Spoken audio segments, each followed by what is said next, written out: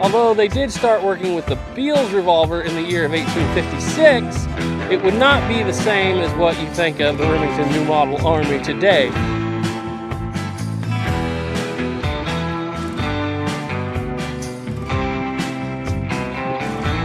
And if you're like me, you're into the history stuff, the books, like the guns, are worth their weight in gold. Because the gun, it's fun to shoot, it's fun to point with, but without the story there, if you're a history person like I am, without the story, it really doesn't mean all that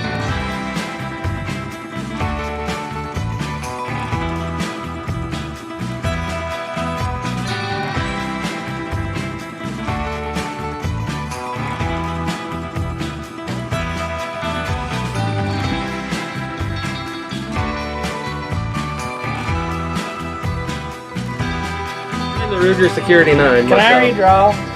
You already looked? No. You sure Right. you did? Now on 3.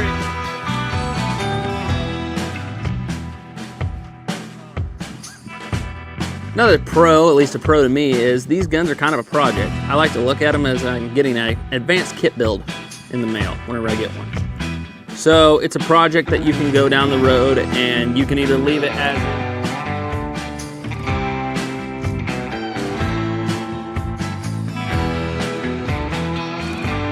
Most people believe that the Walker was Colt's first extent to a very, very large pistol, but it wasn't. This was. This is Colt's 1839 patent firearms revolving carbine pistol. It is massive.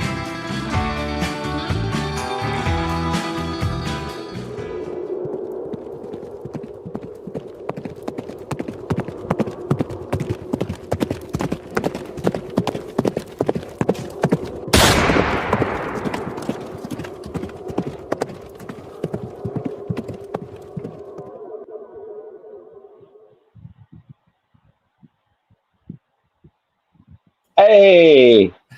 Hey everybody, welcome back to that show. It's almost like having a special guest. It's been so long since Snapper's been on this thing. Yeah. Usually when I'm out, I'm just kind of the quiet guy in the corner lately, so it's all good. I'm seriously considering I really got to remake that intro because as soon as I made it, we've literally never had everybody that's in that intro on at the same time. That is true.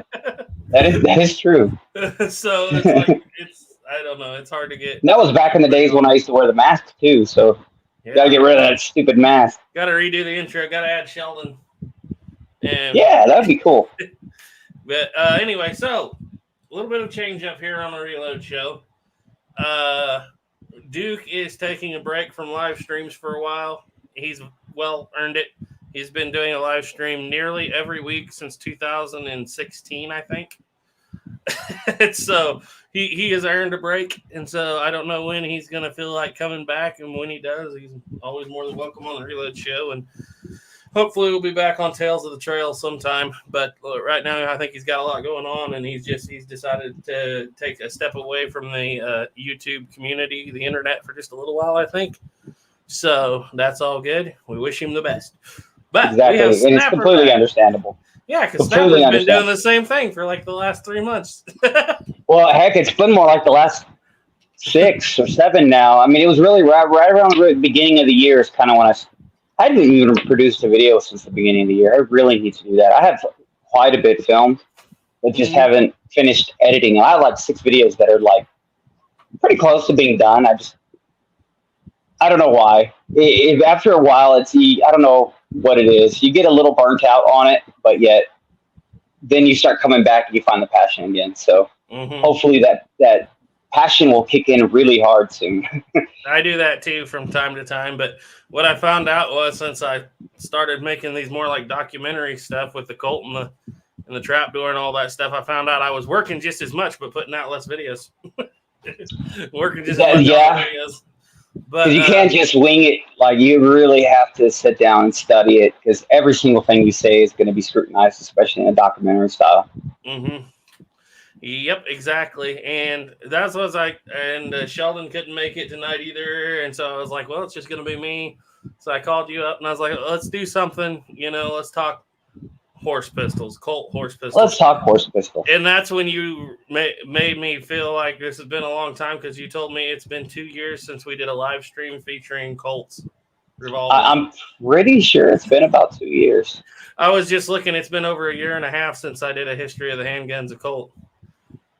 Yeah, it's been a while. You have a whole bunch more subscribers, and heck, I do too, I guess. But some people may not even remember that was a thing at this point. As fast as the internet moves, because you know the way YouTube is. Once somebody finds your channel, they'll never look at your old videos. Usually, some of the old ones are my favorite. And so you're going to have to help me along here, because everything that I had in my head about Colt has been removed and replaced with other things. Don't worry. I kind of feel a little bit of the same thing. God, we got the little the Bible back there up on the. I got my books at Old Haven and Belden, just in case, because it's been a little bit since I've studied horse pistols, so I'm going off of memory over a year of actually really digging and looking. So if we say anything stupid, please. Correct us. But if any of you guys don't know, both Snapper and I and Duke actually built all 3 of our channels around Colt revolvers, cap and ball revolvers mostly. Yeah. Which you were more on too. And the way it worked was, it was kind of I was doing the deep history, Duke was doing replica reviews, and you were buying originals. Yeah. So, I'm a special person that's got to throw all the money at something instead of just a little bit for a hobby. By the way, I recommend that to anyone. If you really want to enjoy a hobby, before you know you're going to like it, just throw all the money into it. So if you like it or not, you're going to enjoy it. That is the exact opposite advice I would give anybody on this. That's like saying go out and buy a Lamont pistol for your first cap and ball revolver. That way, go out and buy a real Dragoon. You're in it, okay? You're in it. Your first cap. Go refinance your house and go buy the real thing. Your first cap and ball revolver should absolutely be an original Walker. Yes, absolutely, 100%. Once you have that, you're in, man. Oh yeah, and by the way, you'll end up being one of the most popular new persons into the hobby you'll see out there. Especially if you shoot that brand new Walker you bought that's 170, 80 years old. Oh yeah. Yeah. No, that was the thing that, and Duke really fired this off, this whole thing, especially with his live streams years ago. I see Plowboys out there. I always talk about this. I know I probably said it a lot, but I just remember I was farming one night, and they started a live stream at like 10 o'clock, and 6 hours later, 10 o'clock for me, and 6 hours later, they were still going. And Duke is famous for that, man. Oh, yeah. He used to have some huge live streams. Huge. Just go. You could take a nap and wake up hours later and it's still going, yeah. And the funny thing was, that was, he was talking about Colts, and at that time, I was big into the 51 Navy. That was, I carried that thing every day for about 2 summers there.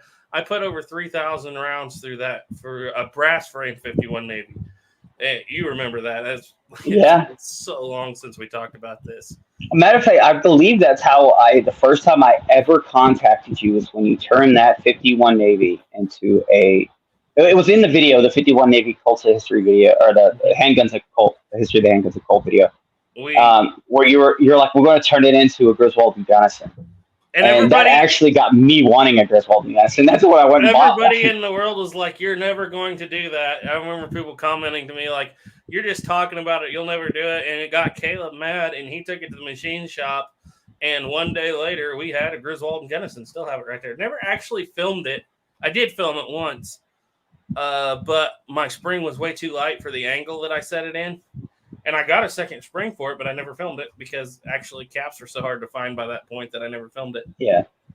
Well, that's actually something I haven't looked into too much, but I heard that caps are pretty much bad. They're not that hard to find. I kind of got used to not shooting cap and ball revolvers for like the first time in my life. And then it's like I kind of got to drag myself back to them at some point. Yeah. It's one of those things that it's like everything. Once you get back into it, you'll find the passion again. And my interest wanders. Like right now, it's very much into into, of course, the trapdoors. But at the same time, I'm getting a real itch to do rolling blocks too. I love rolling blocks. I don't care what anybody says. When this video comes out this weekend, I'm gonna have people telling me I hate the rolling block. I don't. I'm just using historical fact. But hold on, you talking about the sniper rifle from Red Dead Redemption 2? That gun? So, I'm talking about the one that blew a casing up in Duke's face. Oh, indeed. Indeed. And that's in Spanish. 43 Spanish. Yeah. Very close to 4477. But that wasn't what we came on here to talk about, is it? No, it was not. Let's. But by the way, I do like the rolling block as well. I think any gun made prior to 1900 was just super cool, no matter what you say, because it actually back in real ingenuity. I mean, don't get me wrong, it was later on, but too. Yeah, I love all the single shot rifles, mostly because I'm lefty, and so it's like bolt actions were never up my alley, and so everything is single shot, so it doesn't matter. I think probably the greatest single shot ever made is probably the Martini Henry. Haven't got a chance to really run one yet, but that's a gun I've wanted and I never bought. Like I really wanted them, and they got cheap there for a while. You could get them from what was Atlanta Cutlery or whatever it was. I think so. And now they're stupid expensive again. Yeah, one day. The Sharps. I'd love to do series on all that stuff, but it's definitely not going to be until the end of 2025 before I get there. But anyway, got your Bible handy, Snapper? She's right here. Yeah. I got it. It has been so long since we talked about this. Some of these people probably won't know, but if you're into Colt revolvers, there is a Bible for Colt revolvers. And Snapper has a pretty version. Ooh. With the gold inlays. And I have a version that I used for so many years that it is literally in tatters. I need to get a version like that so I don't tear this one up. Yeah, I'll just trade you. My wife would kill me. So this is the history of the Colt revolver by Haven and Belden. It's not in print anymore, but it is still, you can still get it. And it's got about everything in there. And it predates one of our favorite people of all time. Why don't you let everybody know who our favorite person of all time that this predates there, Garrett? Oh, it's been so long since we talked about him. I about forgot. R.L. Wilson. Wilson. Haven and Belden. Okay, there's pre-R.L. Wilson, and then there's post-R.L. Wilson, and then there's modern writers. This is a Bible this was written in the 1940s, so it predates R.L. Wilson because R.L. Wilson just wrote whatever he felt like writing that day that might make him some money. And so a whole lot of history has been completely changed in the Colt revolver. There's people who will tell you that the 1860 Army was being made in a fish factory down by the river after Colt was burned up, and they continued to sell the 1860 Army to the military and kept all their contracts. And that comes directly from R.L. Wilson, who made that story up so that he could sell an 1860 Army in a certain serial number range for a lot of money. And it never happened. It never existed.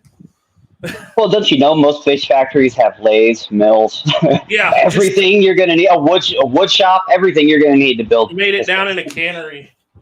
So that was taken as gospel for forever. Yeah. I've heard that in like the collector world. Yeah. I can't think what's another RL. It's been so long since I studied it. I can't remember the. Well, there were the biggest ones for me weren't just the outright fakery, which that does make me mad. Mm-hmm. But the guns that we know that were in the museum that we're not sure if they're actually the original guns anymore. Like the very first gun ever produced by Colt. That gun, it looks like the one. But we are not 100% sure that that's actually it because R.L. Wilson had his hands on the best Colt collection in the world at the museum. Are you talking about the encased Patterson with the cylinder encased? Yes. Okay. Yeah. And a lot of these really, really rare variants went out to be looked at or filmed or whatnot. And come to find out, they went to a couple people who are known for faking guns. And so the theory is, and the police pretty much proved this theory on some of the guns 100%, that the real gun was brought to somebody and they made an exact perfect fake. The real gun got sold onto the market and the fake one went back to the museum.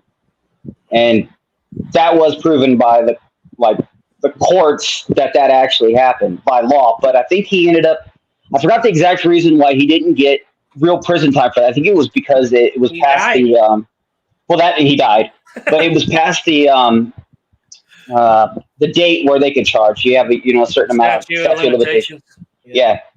And that plus there were guns that were originals that were, hey, there's this really special variant that was engraved that now we're not even sure if that was real. Like, because he just took original guns and had them engraved to look like a really special version, So that's the scary part, is you could go look at the most important pieces in history for Colt, or even, the revolver. And yes, there might have been a version of a revolver before Colt, but I mean, let's be honest, it never went anywhere till Colt anyway. So that is extremely important, and it might be fake. Yeah, and it sucks. The main thing is, as a researcher, especially when you're trying to do a historic series, it was so difficult to just erase Wilson from everything. It was difficult until this guy came along. He was the history of Colt from like 1970s onward.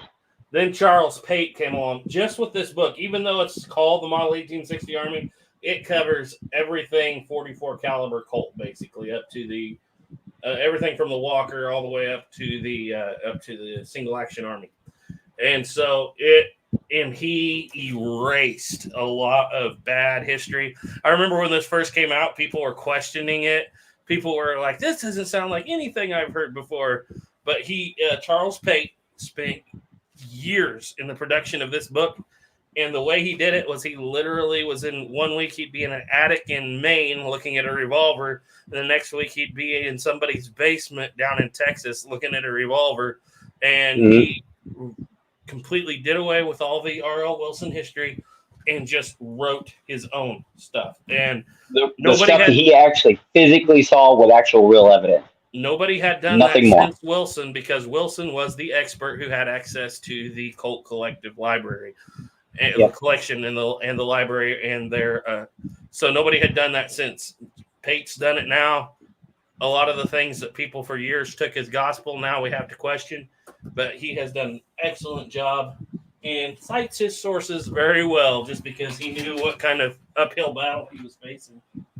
But anyway. Well, just for a small example for you guys, when we did the video on the Pocket Navy, yes, poor Garrett here spent more time than I probably person. You would have spent the same amount of time as a person researching to write a book that he just did to get this little bit of information on one pistol, because it was that messed up.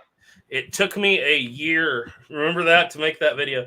Oh, it would yeah. be like I would send you in January. I'd be like, look, I found the answer.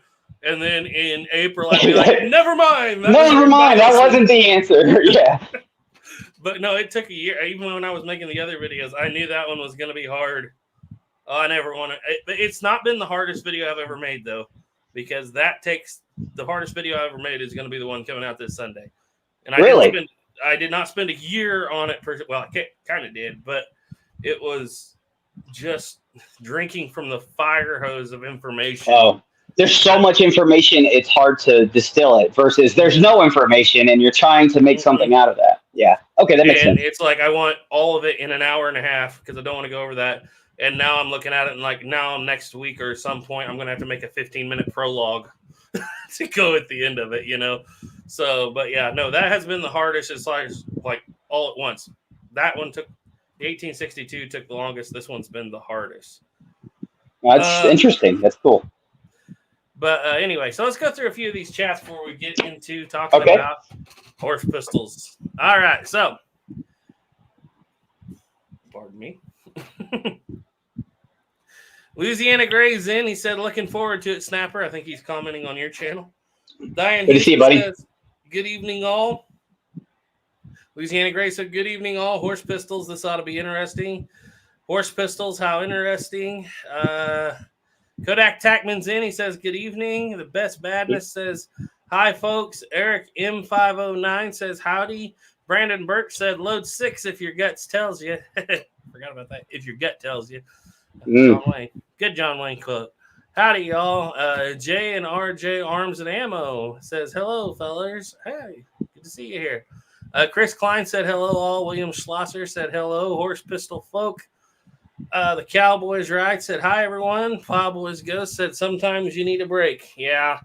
Yep. That's kind of, I think, where Duke's at for just a little bit. We can't burn him out. He's the expert. Yeah. We're best, all going to be screwed if we burn him out.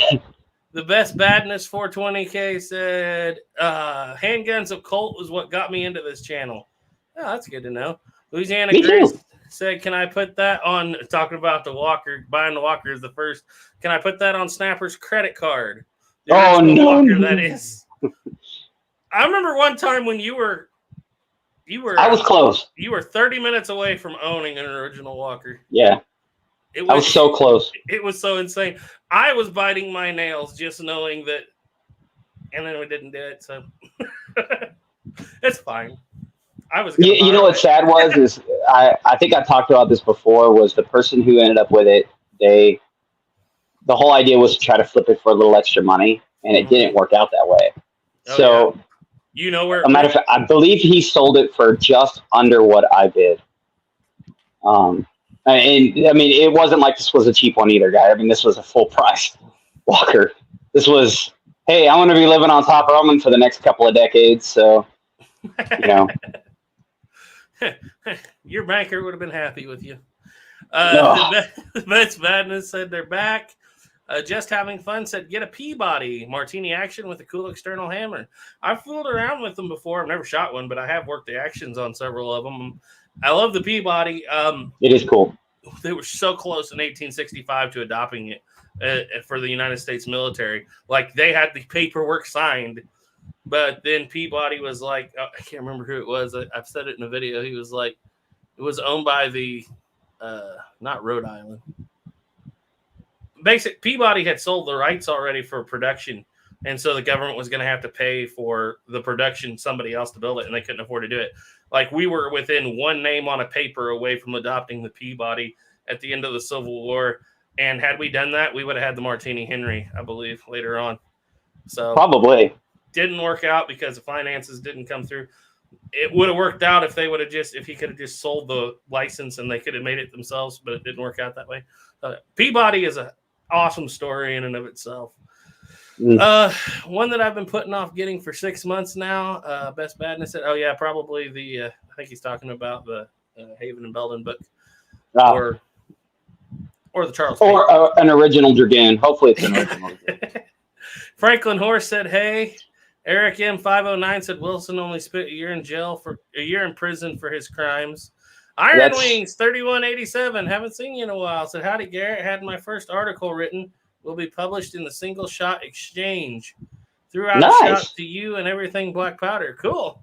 What single shot did you write it on, if you don't mind my asking? That'd be interesting to see. I have to. Congrats on that. That's awesome. Knowing you, last I talked to you, you were into Thompson Centers and the replica or the production Hawkins and stuff. David W. said, good evening, guys. Chris Bird said, hey, guys. Gina Wood said, hello, Snapper. Hi, Mama Woods. Josie Wells said, what's up, guys? Better late than never. Don't worry, we haven't even got started yet. And Gina Wood said, good to see everyone tonight. All two of us is everyone. Yeah. So anyway, let's talk about, well, we might as well, before we start talking about the Fluck Dragoon, because we're going to get there eventually. Well, let's talk about what is a horse pistol. What started with the horse pistol? I would say, we go back to the very first. A horse pistol was a pistol that was designed to kill a horse at 100. No, it was a pistol designed to be carried by a horse. I mean, like the horse to carry it in battle so he can shoot. Your horse needs to shoot at the enemy too. It was designed. That's what. Who was the one that? I think it was Othias had that picture drawn up of the horse with the pistol because it was a horse pistol. Yeah. Horse pistol was known as the holster pistol by Colt because it was designed to be carried on a holster on a saddle, not designed to be carried on your belt. Now, wouldn't that the very early version of those basically be like the British Dragoon flintlock pistols? Were those the same? Were they carried on a holster by the horse? Yeah. There was. They were? Yeah, those were very hard unless they had clips to carry them on your belt, like the old Oh, single that's right. shots. Yeah. So I still think that the origin for the size of what the Walker ended up from that. If we talk about the Patterson company, Colt's very first company, they made a shotgun. In the intro of this, there was a pistol they made that was from a shotgun. It was made from a shotgun, and you look at that, and it doesn't look like a very large pistol, but it's actually, if you put it next to a Walker, it's bigger than a Walker. All it is a shotgun that they cut down to make into a pistol, and kind of crazy big. And I think the pistol that Duke was talking about was after that is when they first started to make the like Colt had designed a gun before they went out of business, big, heavy, hardcore thing as well, from the ground up instead of just using that shotgun. I think that was the gun he was talking about, the prototype that Colt ended up having the idea for to be as an idea for the size of what the pistol ended up being. Yeah, and this is Patterson style prototype. So yeah, we're talking full 29 moving parts, folding trigger that disappears. Had the side lever on the side of it. If you look at it too, it's a crazy. Matter of fact, I have the book here. Over here. Well, we got money. Now I tell you guys this all the time. You guys do not have to send money for us to read your comments. But if you do, we appreciate it. Absolutely do appreciate it. This is the best bad news 420K said $5. He said, I think I was told to ask while Snapper was here, and I guess this is the best time. Was there any known example of a cartridge converted Walker? I don't believe so. I don't remember. I've never seen the reference to it, you know. I've never seen the reference. I've seen Dragoons, quite a few Dragoons. Even a Dragoon with a top strap. Yeah. Well, I'm sorry on that one. I'm drawing a blank. My internal of me, like for what I remember, says no. You're looking at to convert it would be 1868 or later, basically. Boy, they'd be hard to find even by then. Yeah. I mean, they were always known as Colt's Dragoon pistols. You know, even later on. You wouldn't have called it a Walker at that time. At that time, if somebody said, hey, I have a Dragoon, you could have pulled out a Walker, and they would have said, oh, that must be like just the early Dragoon. Yeah, so most people didn't call it. Yeah, go ahead, Beth. The real issue is when you see all that stuff, like, unless you see the actual picture of it, like you might have somewhere where some gunsmith said, I converted a Colt's horse pistol or a Colt Dragoon. And you're like, oh, well, that's nice to know, because literally, and a lot of people, you know, really, a lot of people get after John Wayne in the True Grit. Yeah. Because he picks up that Walker, and in the book, it's obviously a Dragoon, but he picks up that Walker and says, that's a Colt's Dragoon. And to me, it kind of is realistic, because if some Missouri bushwhacker in the early 1870s picked up a Colt Walker, the first thing he would say is that's a Colt's Dragoon, because it looks. I 100% agree with that. Yep. I think they would have, honestly, I really think they would have referred to the Walker as that's an obscenely large Dragoon you have there. Yeah, it's just a little longer barrel and a little and a little bit lever. Right, and a little bit longer cylinder, but not it's not so overly massive that people would have thought it would be something completely different or called it something completely different. And if some military person picked it up, that would have said that's Colt's holster pistol. If we were talking about that shotgun they made this into, let me see if I can pick it up. This is the shotgun they used to turn into the pistol later on. Mm-hmm. That model, and I got the pistol over here. And this would have been 1930 or 1930. It's 1839 when they did this. And here is the revolving carbine pistol. Make sure I got it on the screen. It really is a big, really big pistol. Because all they did was use that shotgun and cut it down. Yep. Yeah, Iron Wings. We'll talk about that one here in just a minute. Let's see. So I hope that answered your question, Best Badness. I'm sorry. I've never seen an actual reference to it. I thought maybe Snapper might have, but I don't know if there is. I don't remember ever seeing a reference to a Walker ever being a cartridge converted. Okay, so that doesn't mean it didn't happen. I'm just saying I don't remember, like truly deep down inside, I don't remember ever once, because I probably made that into a big deal. That would have been kind of neat to see. One of the first ever Colt horse pistol conversions is actually in Haven and Belden. And mine is so falling apart, I'm having trouble finding the page it's on. But it's...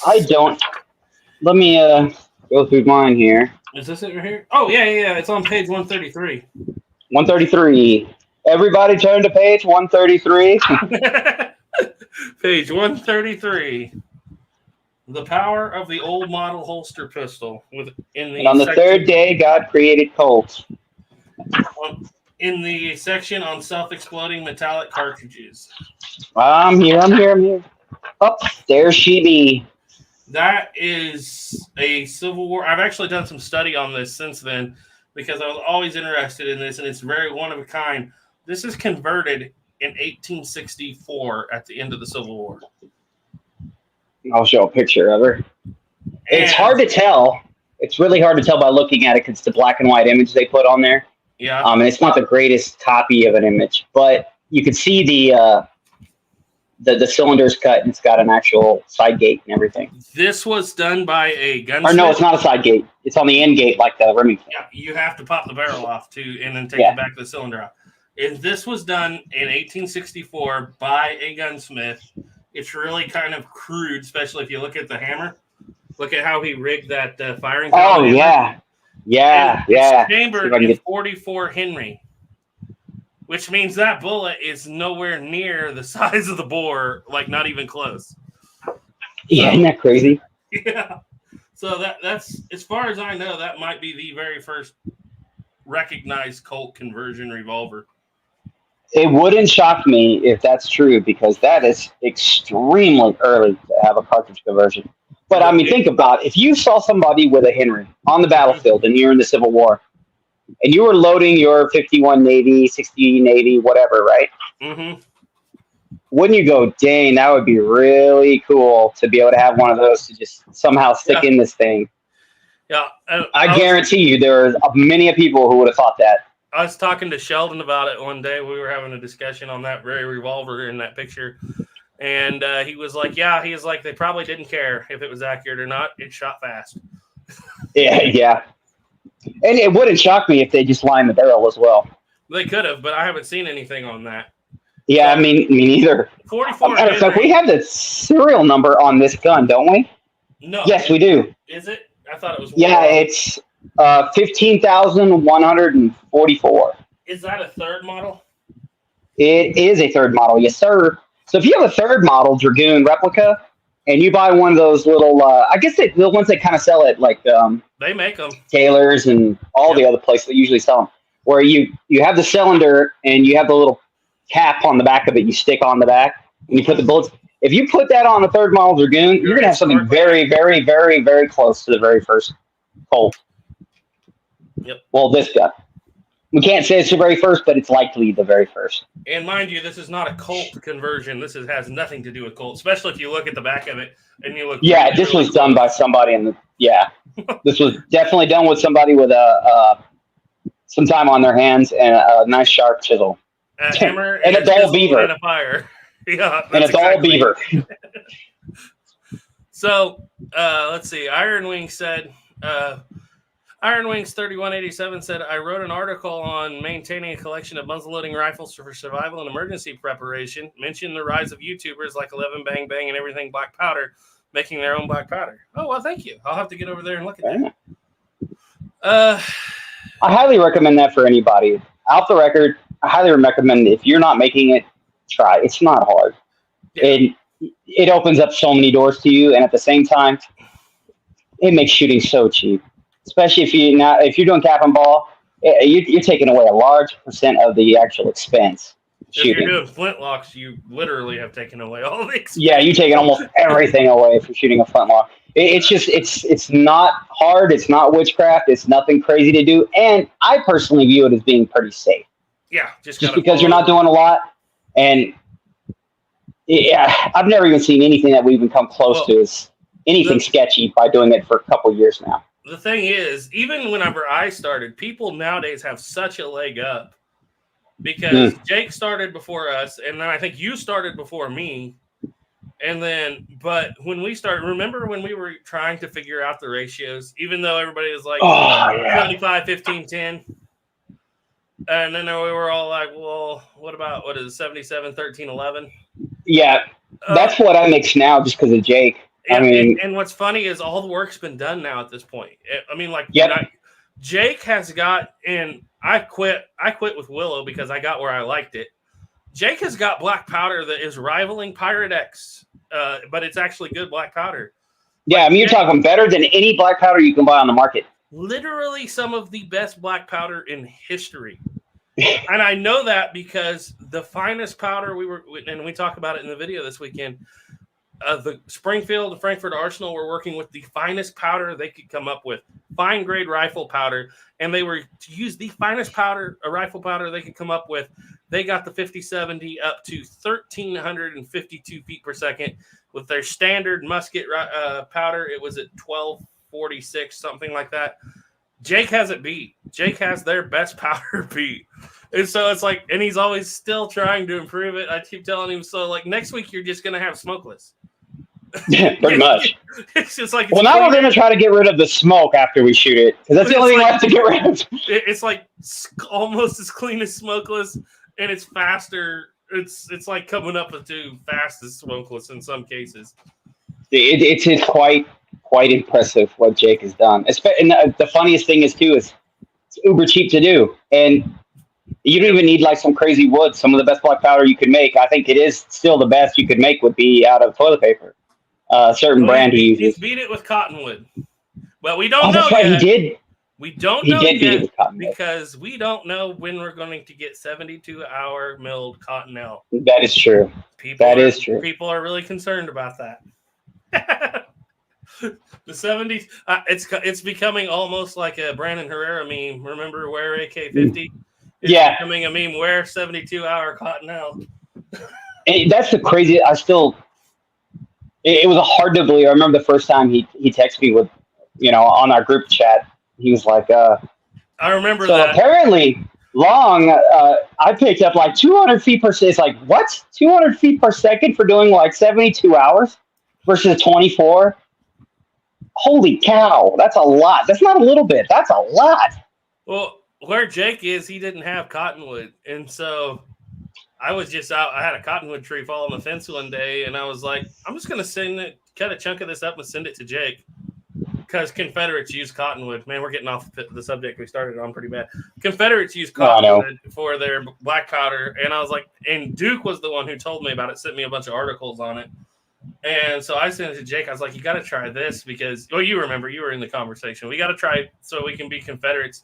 And at first he was like, it didn't work out. And then he milled it for 72 hours. And it's literally the best powder he's produced at this point. Yeah. It went from it's okay to, holy cow, it's the best. It's the most powerful. Yeah, and fairly clean. Yeah. But all that to say is it's not hard to make your own powder. And nowadays, Jake has taken all the guesswork out of it at this point because he's done it all. The hardest part to me is the most time-consuming, because if the milling part isn't time-consuming because you're not doing anything, you just throw it on a mill and forget about it. Mm-hmm. But to me, the most time-consuming is pressing them into pucks and then breaking them and crushing them and sorting them. But I haven't had to do it because I made so much, and we kind of slowed down our shooting. I made so much that I haven't had to do it, and I'm starting to finally run out. I'm going to have to do it again. And like you were saying in the beginning, I used to make it and then screen it through a sieve with rubbing alcohol, turn it into a big blob, and then screen through a sieve. And I mean, the powder was like, hey, it burns, it shoots whatever you need. It's not the greatest, but I mean, it's free. I mean, not free, but close to free, And but now it's like, I can. Anybody at home can make better than what you can buy on the commercial market with black powder. So, yeah, So what we're going to do here to get caught back in on subject is I'm going to go. I'm going to go through the comments and get us caught up there, and then we'll get back to horse pistols, which we barely talked about this one. It's my fault. No worries. Gina Wood says, "Is everyone in the chat?" Yeah, we're running a little thin these days, but don't worry, we can still have fun. Snapper and I haven't done just a Snapper Garrett chat in years, so it's been a while, man. It feels like it's been. It would have been last year, I think, before the first of the year, I think. Yeah, on your channel. Yeah. With Jake. Oh yeah, we did one. We had Jake on that though, so. Oh, that's right. It was Jake. It wasn't just me and you. Yep. Louisiana Gray said, "Always good to see you." And Mama Woods, Sleepy Leap. Hey, I haven't seen you in a while. Said, "I'm really curious. Were British land pattern pistols, often referred to as dragoon pistols, used by officers on foot or a lighter piece, private purchase even?" I'm really not for sure. That's something you'd have to take up with Ethan. The British land pattern pistol is kind of before what I study. But my guess would be, yeah, either that or they had box lock pistols. But I'm not sure on that exactly 100%. Iron Wing said, "A 10-gauge Colt root revolving shotgun that was on Forgotten Weapons. Seriously had to restrain myself from bidding on it." Oh, yeah. It had the cross in the grips. That is one of the coolest. That is, isn't it? Especially just because I'm partial to the root pistol design. The funny thing is, when they made that, they were going for, and they actually made a couple variations of it because they were going for, that was going to be the 1860 Army with the top strap and the root design. But it had that same Remington problem. It gummed up. The top strap catch too much fouling, shove it back down on the pin. And I can say that because I have a root pistol back there. And if you get 2 cylinders out of it, you're doing good. Yep. That's why, honestly, with black powder, I don't believe the top strap was a good idea. It just, the pistols didn't make the horsepower to need the top strap. It just didn't. Exactly. And the only time black powder was good with the top strap was when Colt introduced the bushing in the 1873. Yeah. Honest to God, that was the first top strap pistol that you could actually shoot a lot without fouling. Because it's designed with a separate bushing for 2 points of turn on the base pin. Okay, Saboteur. Hi, Sheldon. He said, "Sorry I couldn't be in the chat, but I'm going to try and watch it." Well, we appreciate that. Catch us if we tell any lies. That's what Snapper was like. Snapper was like, "Sheldon," he's like, "Does he know anything about this?" Because he's like, "We could talk on it too." And I was like, "Yeah, he has the Pate book too, and he's read it more recently than me. So I guarantee you, he probably has more knowledge on this." He was sitting there when we were at a reenactment a few months ago, and he was sitting there and dropping Colt history bombs on me that I had. It was like reawakening a certain part of my brain that was gone. So yeah, I don't know why. I always find so much joy in talking about Colt. No other real gun does that for me. Mm-hmm. The early Colts, for some weird reason, just, I don't know. To me, they're beautiful. They're really good for what they are. And I mean, they kind of changed this country to be. It has a large part of what this country is today because of this pistol. Yep. Like, whether you want to believe it or not. A bunch of guys with Colt revolvers and single-shot rifles changed the world from 1830 to 1900. Changed the face of the earth. And that Colt revolver was there the whole time, be it in the cap and ball form, double action, all the way through to and the Army armed with single shot rifles and Colt revolvers. Speaking of that, we need to get one of my single actions down to you to play with. I haven't seen you get to play with a real single action army in a long ever. Actually, I tell you what. Hopefully by December, when I get to the model of 1873, if I get there by December or January, I'll need it because it's going to. Well, I'll probably send it to you early to play with because I mean it's not like I don't have 3. It's like I'm not going to get off on this. Everybody's going to, and I don't want to talk about trapdoors tonight. I'm trapdoored out for it. But when everybody says the troops at Little Bighorn were armed with only 1 shot, they forget that they're armed with 7 shots. Yeah. Because every one of them has a Colt single action army on their hip with their single shot. And so they're not technically any less armed, unless you consider the cap and ball revolvers, than they were with the Spencer. So, and they could load those Colt revolvers way faster. what's kind of sad to me is how many reports, if you read the Indian side, of how many men shot themselves with their pistols. That was kind of sad to hear, but I mean, I understand why, but that kind of sucks too. Yeah. Well, getting off that, because we tend to go into this and become we tend to just literally have to start renaming this show the Little Bighorn Show. Sheldon says we might as well rename it Red Cloud's War. That's all we talk about is those few little things. But anyway, back down to what we were talking about. No, you didn't interrupt us. Don't worry about that. Best Badness. Louisiana Gray said Josie Wales had a pair of Walker. That does just fine. That's all I wanted to know. Thank you. He said, it's like I said, look for a third model Dragoon to convert. You'll be historically accurate because at least one existed. By the way, one more tiny thing I'll talk with that. Somebody, for the love of God, please make a replica of the actual 44 caliber 51 in Navy. The 44 caliber 51 Navy. We just need a replica of one. Oh, I was about to say you just watched Jake's video because you put the same voice he did on Humanity Needs 5070 brass. Oh, yes, for the love of God. Humanity does need 5070 brass. Please, Starline, make 57. That was the most earnest and honest feeling and emotion I've ever seen from Jake. See, Adam. 5070. He's almost in tears. Like, you don't understand how bad we need this. We don't understand. I do too. I only got I got a couple rounds the other day from. I'll talk to you about after this. But you found some brass?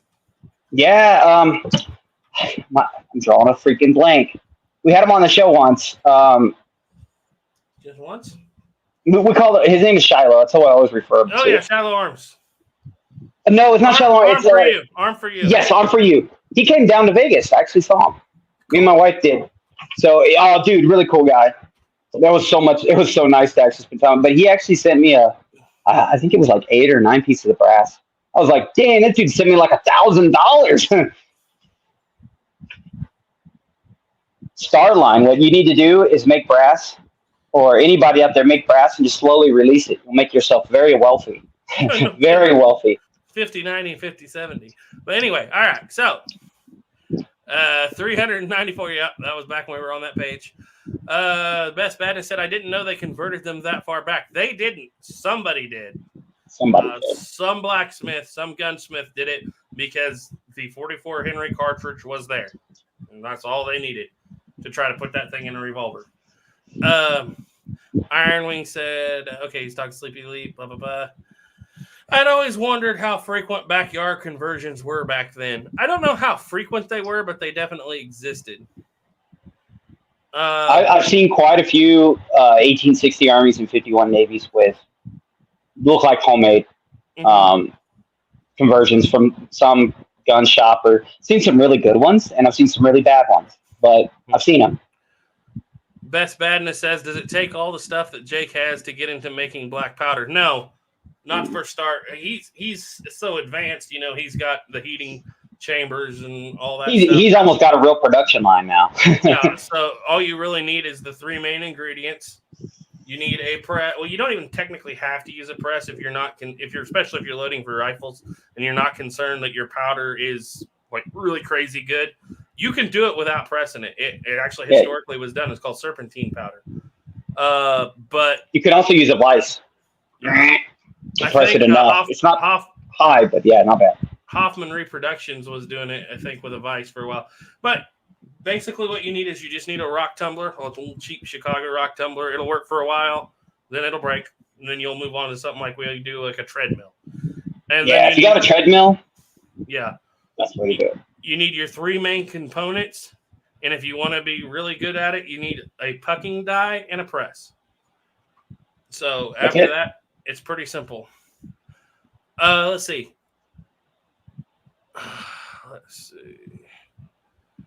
Franklin Horse said, getting rid of the smoke would be getting into making woods powder, the earliest commercial smoke powder used in shotguns. Yeah, that's about where he's at. Yep. Brandon Birch said, in addition to Brandon Herrera, where 1851 score. Wow. Wow. He is referencing the 1851 Navy squirrel hunt. Do you remember when we talked about that like 3 years ago? Yeah, I Brandon do. Birch, that is a deep cut. That is a deep cut because it's so true. I want to make like I thought we were going to use a 49 pocket. Yeah, we were. Make a Yeah, we're going to use a 49 pocket and turn it into a rifle. Navy, make a full-length rifle out of it and go squirrel Yep. hunting. There There was actually in history a gun made out of Belgium that looks like a 51 Navy with a stock and a long barrel. Wasn't that a Manhattan? You know, it might have been. No, I think you're right. It might have been a Manhattan. One with all the cylinder stop notches in it. Wait, like 12 stop notches. I believe so. I got to look back. If you guys look on my channel, shameless plug, by the way. I think it was the first year or second year I went to the Las Vegas Antique Arms Show. You'll see a video of one. It is such a cool gun. We were thinking about this, like, man, this would be really neat and as a 49 pocket or even 51 Navy or a pocket Navy would be really cool to do because it'd be a really small, lightweight rifle for squirrel hunting. Man, I'm going to have to do that just for Brandon Birch, even if I just use a regular 51 Navy. It's going to take us about as long as it took Brandon to get that 50 cal, so we'll see in about another decade. Franklin's horse said it had lower pressures than modern smokeless and was using early shotgun shells. This Cowboys Ride said got our 3.5-inch Woody's pucking die in yesterday. Hope to try it out this weekend. I have that exact same die, and we had to move up to a 60-ton press to get proper compression on a die that big, especially because it comes with separate compartments, so you can do 4 at once, and you got to have a lot of pressure to make that dude work right. If you don't have a powerful press, just use a smaller die. It'll allow you to actually put more pressure per square inch. 1-inch die? I actually have all the way one down for fun just to see what it get. And actually Jake is right. You can get it 2 dense. Like I had one I made down to a 1/4 inch, like the size of your pinky, just to see how like hard I could make the little pellets. But I normally use one that's about 1.25 inches. Mm-hmm. That's what I'm using. It still takes a little while, and I'm using a 40-ton press, and I put all my weight into that bad boy, and it makes good powder, I believe. It might still be a little too dense, but it's pretty nice. I like it. Jake's in. He says, howdy, boys. Everything black. Hey, Jake. $8 short, as usual. We're telling all kinds of lies about you, Jake. If you want to defend yourself, you better get on here. So yeah. We've said, thank you, Love and Bang Bang. Yes, it's been a little bit, but I hope you guys are well. Looking forward to my half flap right-handed twist draw from Duke Frazier, by the way. Oh, I hope you get that pretty soon. Let's see. Gray Pilgrim said, hey. Sabador said Lodgewood made a copy of a 44 Navy-esque Colt pistol. Really just a Pieta 44 Navy with the barrel turned. Yep, that's kind of what it is. And it has to have a fluted cylinder. And it has to have a Navy grip. Yep. Okay. That'll be the way to do it. Greg Pilgrim said, don't tell Jake I have about 40 pieces of 50/70 brass. Don't tell Snapper that. I've spent almost $300 on 20 pieces one time. Ooh. Just to have it. One time I spent on 17 because I just was picking up piecemeal. Had to have it for the videos. I couldn't make videos without it. So it's like I was spending $50 for 3 here, $300, $200, $300 for 20. So this means if Starline starts making brass and it gets down to like, my money's a bag gone. of 50 for like $40. Yeah. Call Garrett and make sure he's doing okay. Oh, I'm fine. It's gone. Just call and make sure he's doing okay. There's sometimes you just, you got to do what you got to do. You don't have a choice, yeah. Yeah, to get the thing done, or I wouldn't have been able to start the series yet. Yeah. Gray Pilgrim had a video today on a Cimarron. I think it was a Pistolero. Single action army. It's good. That's a pretty little gun. Yeah, it's a very nice little gun.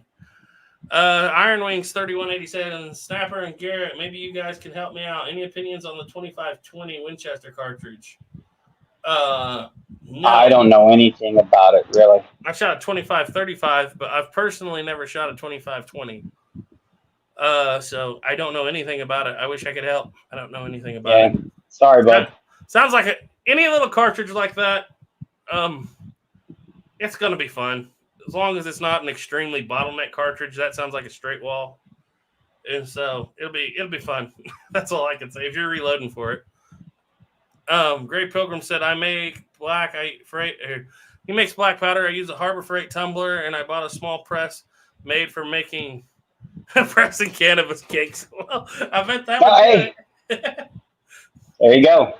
The Hascat 640 said thing I like about black powder, I think he's trying to say, is it's easy. Yep, to load cartridges, fill it and cram a bullet in. No real worries about pressure. Makes it easy to work up accurate loads for each gun and bullet weight. Yeah, outside of my 44 Special revolver, I was in a couple 357s. I can't remember the last time I pulled the trigger on a smokeless gun. It's got to have been almost 2 years ago, something like that. I told you, it's just a fad. It's going to go away. Yeah. It's just a fad. Black powder will rank king again.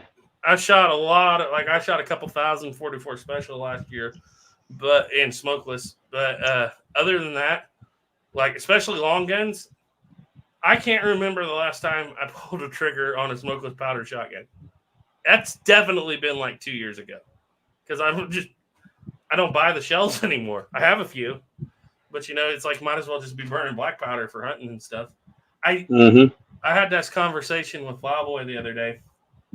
I'm to the point where I highly doubt that I will ever hunt an animal with smokeless powder again, ever. And that's a weird thing. That's a pretty cool thing to say, though. Actually, that's a pretty cool thing to say. But that's just where we're at. Now, it'd be even cooler if you could say I only do it with flintlock or something crazy like that, because that would be hard. The real true hunting where I actually did the stalking, got close enough to shoot it, and then the stupid flint didn't go off. That's cool hunting. As you know, if you got a Southern Mountain Rifle, Kibler, Oh yeah, that thing's gonna go off every time. You gotta worry about it anyways. It's gonna go off anyways. Even if the flint falls off, I'm sure it's still gonna fire. When you have a good flintlock, it makes it so much better. Matter of fact, that was the first when I fired Jake's. That was life changing because every flintlock I've ever fired, there was a real wait time, And you've shot a lot of originals. That thing was so fast. I've shot several originals, and there's a wait time. They're not, at least every gun I've ever personally shot was not crazy fast, but they were mostly military style flintlock. Mm-hmm. But man, that Southern Mountain Rifle, it was almost like shooting a cartridge gun. It had so little hang time. It was great. Absolutely great. I loved that thing. As a matter of fact, we had a slow-mo on it. It is so fast that I didn't even have time to flinch. And it makes it look like I didn't flinch, but boy, was I flinching. I tell you what, one of these days I'm going to get a mouse that doesn't have an escape button on the side of it. Not a lot. Okay, so back to the comment. Brandon Burke said, oh yeah, Great Pilgrim, back up just a little bit. Sorry, guys. There was a thing called brown powder. I read an article on it in a 1910 hunting magazine about it. Yeah, Ethan's made it, and there was actually a French brown powder made out of straw. Jake's made it too. It's no good. But there is also a brown powder that is a semi-smokeless too. But yeah, when I think of brown powder, I think of that French powder made out of straw. It's a nightmare. Brandon Burke said, I've seen quite a few 51 copies made into carbines. I won't make one so bad. Gary Pilgrim said, my 5070, I got a gun show and a baggie for, sorry, Garrett, $10. I'll give you 11 today, but only today. Let's see. Iron Wing said, went up to visit my grandfather back. Not sick. I went up to visit my grandfather back in May. He usually sneaks a few items into my truck before I leave. He snuck a cigar box full of cool antique ammo. Included 5 live 45 120 rounds and a live 44 Henry. Wow, that's worth some money. Yeah. Let's see. Gots Loco said 2520 is an awesome cartridge. Check out the thread on the Marlin Owners Forum. That sounds like a good idea. Yeah, he said, and my jaw hit the ground. Yeah, I would have too. I have a few original cartridges, but none of them like that. Yeah, that's rare cartridges right there. Great Pilgrim said, by the way, horse pistols. Thank you for getting us back on this. Oh, yeah. I do have talking about again? Actually, too, and a Dragoon, but my favorite horse pistol is my Lamat. We're almost there.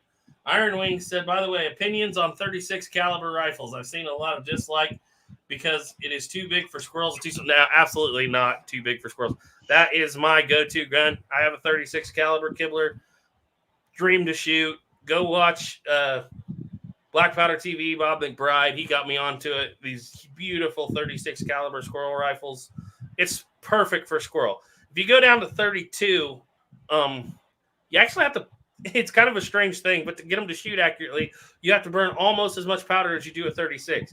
And so they get a lot louder. I don't know why that is. A lot of people have told me about it. And 32s foul fast because they're so small.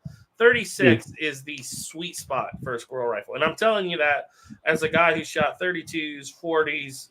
I have a 32 actually on the wall right here behind me. 32s, 40s, 45s. You know, it's 36 is not a deer rifle. But for foxes, squirrels, even pigs, what you were getting is basically the ballistics of a 9mm handgun out of a rifle for the most part in shooting accurately. And it's not too big for squirrels. Just look at it as a little bit of tenderizing. And it doesn't do that. It's usually, and if you're worried about it being too much, lower your powder charge just a little bit. Okay, so back to that. No, 36 is an excellent, and 36 is a very historically extremely popular caliber, especially in East Tennessee. Sleepy Leaf says, speaking of Kibler, last off-topic comment from me. I'm sourcing an English walnut blank for Kibler to put into my English export Fowler kit. It represents a middle gun made from the 1760s to 70s. Very cool. That's John cool. Schulz in. Cool. Hi. Hey, buddy. He said, evening, boys. How can horses use pistols when they have no thumbs? That's what the horse pistol's for. It uses hoofs. That's why the triggers are so big. They use their hoofs. Yep. Robert Allgood said 25-20 is 32-20 neck down. That would kind of make it not near as fun for me. I hate loading neck down cartridges. Sleepy Leap said 16 gauge for my Fowler, by the way. Well, that ought to be a pretty cool gun. I've looked at a lot of his stuff, and it looks pretty cool for his Fowlers. Haven't got one yet. Working on a Hawken at the moment. But anyway, back to the topic at hand. We're through the comments for the moment. Back to the horse pistols. All right. First horse pistol is not a Walker. First horse pistol is either what we want to talk about, the single shot Dragoons and stuff like that. But we're talking about revolvers here because that's what we like to talk about. So the first horse pistol is actually a production, or not a production, but a prototype. How many of those did they make? Not very many. They did make some.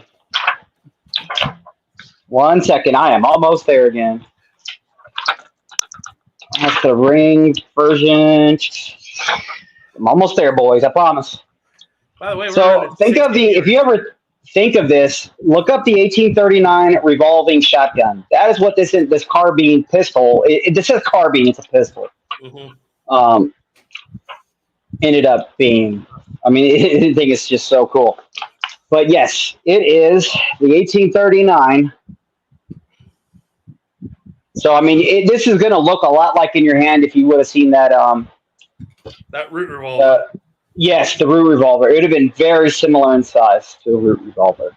To a big root revolver, not a little root revolver. Yeah, the big version of it, where they took the root rifle, and cut it to a. Yeah, exactly. I believe this was a 5-shot, if I remember correctly. Might have been a 6-shot. And of course, despite the success,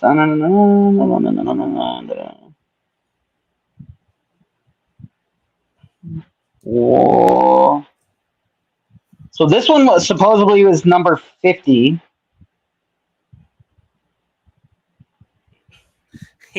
Hi, lagging Leland. Hey. Saving Private Snapper. Saving Private Snapper. Shashul said, was that a 50 cal? I think it's bigger than that. I think it's a 60. The caliber is a 5.25. Oh, 5.525. Yep. Okay. Oh, the 62 was the shotgun. Okay. Yep. 20 gauge. I guess they necked it down just a little bit to a 5.25, so roughly a 50 caliber, tiny bit bigger than a 50 caliber. 52. Basically, That would have been the same size round ball. Hold on, this serial number, I had that wrong. This was serial number 919. So they made 1,000 then. Maybe. I mean, it is Colt. They made 5, and it was serial number. Yeah. I have no idea, man. Serial potential at the time. I would say it sounds like they. Actually, hold on. Wait a minute. I actually have an answer from you during the revolving handguns. Very solid measure. So altogether, they made. Now this isn't going to be just for that gun. Apparently, they include the rifles in this as well. So they made 1,375. Yeah. So the same frame. Yeah. So out of that 1,375, they. It doesn't really say how many they made, but I would say at least quite a few if they have them. You know, this one's in the Ultra Museum. Mm-hmm. And boy, wouldn't that have been so cool? And that would have been insane.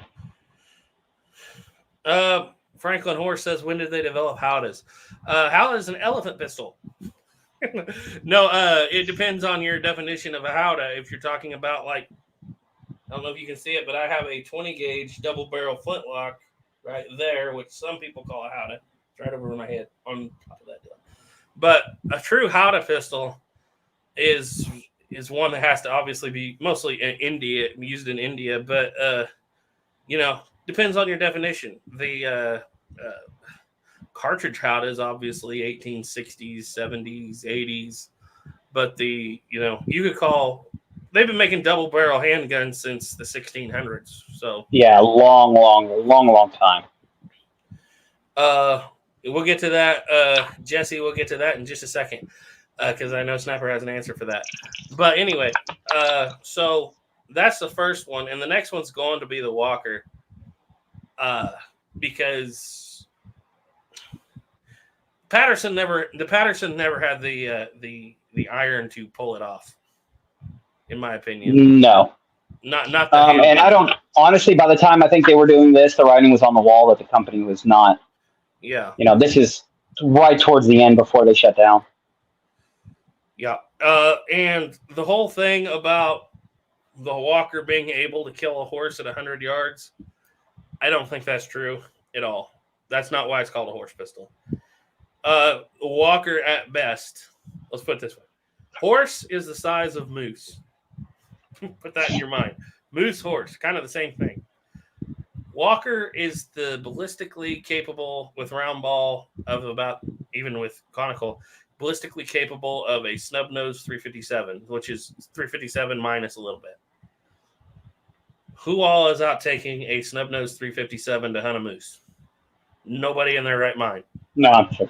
So it's like, and that's the main gun. So no, that whole thing about it's designed to kill a horse at 100 yards, I wouldn't take that, because at 100 yards, that thing is going to be losing a lot of velocity, and I don't think that was ever. They call it a horse pistol because it's meant to be carried by the horse. So that's where I'm on the Walker. A lot of you guys. Could it kill a horse? I'm sure it could. Really close to point blank. It's like possible, right? Just like a 357, maybe.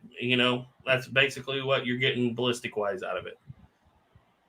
And even the weight of the ball could be the same, unless you're going up for the 220 grain conical picket bullet. And with 90 grains of powder. I was about to say, and when you go up to that, you're pushing it, like you can get 35 grains, you're pushing it to get 40 grains with that conical bullet in there. So, and if you're the NRA official historian, you can get 90 grains in somehow. But that's either near nor there. So, what do you think? You all know my thoughts on the Walker. As far as the Colt revolvers go, I've always felt it's the most overrated.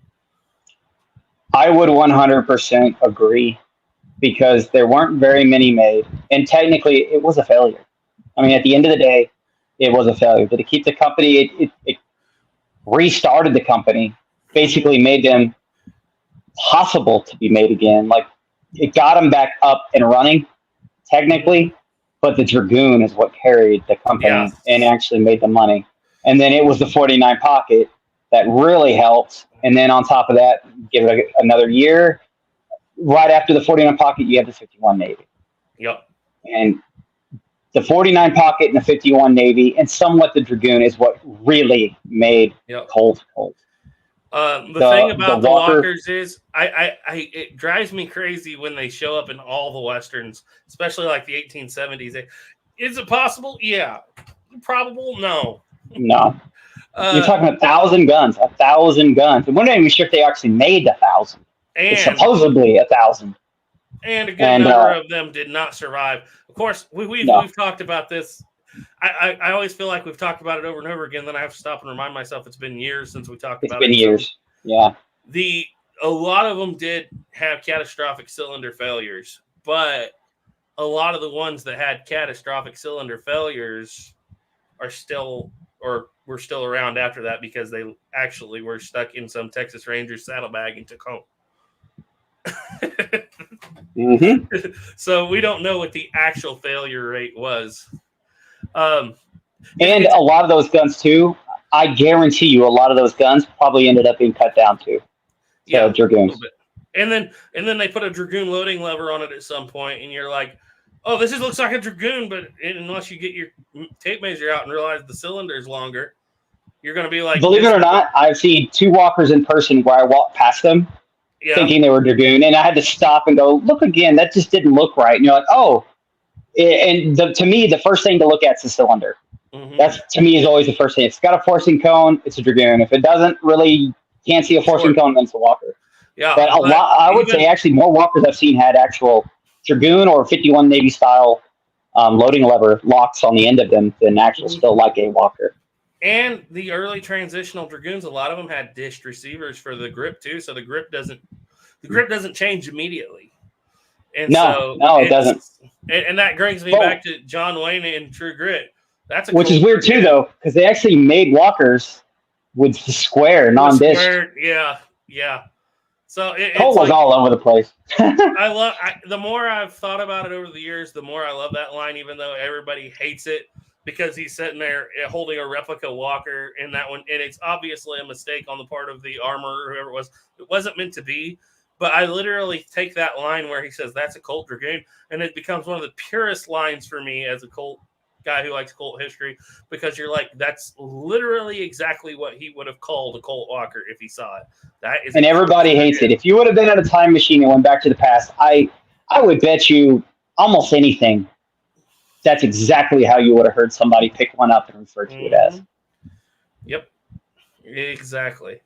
So anyway, back to the walkers, though. I found it very interesting, not to overtalk you, but we've talked forever about Whitneyville making those walkers out of a hammered cast steel, right?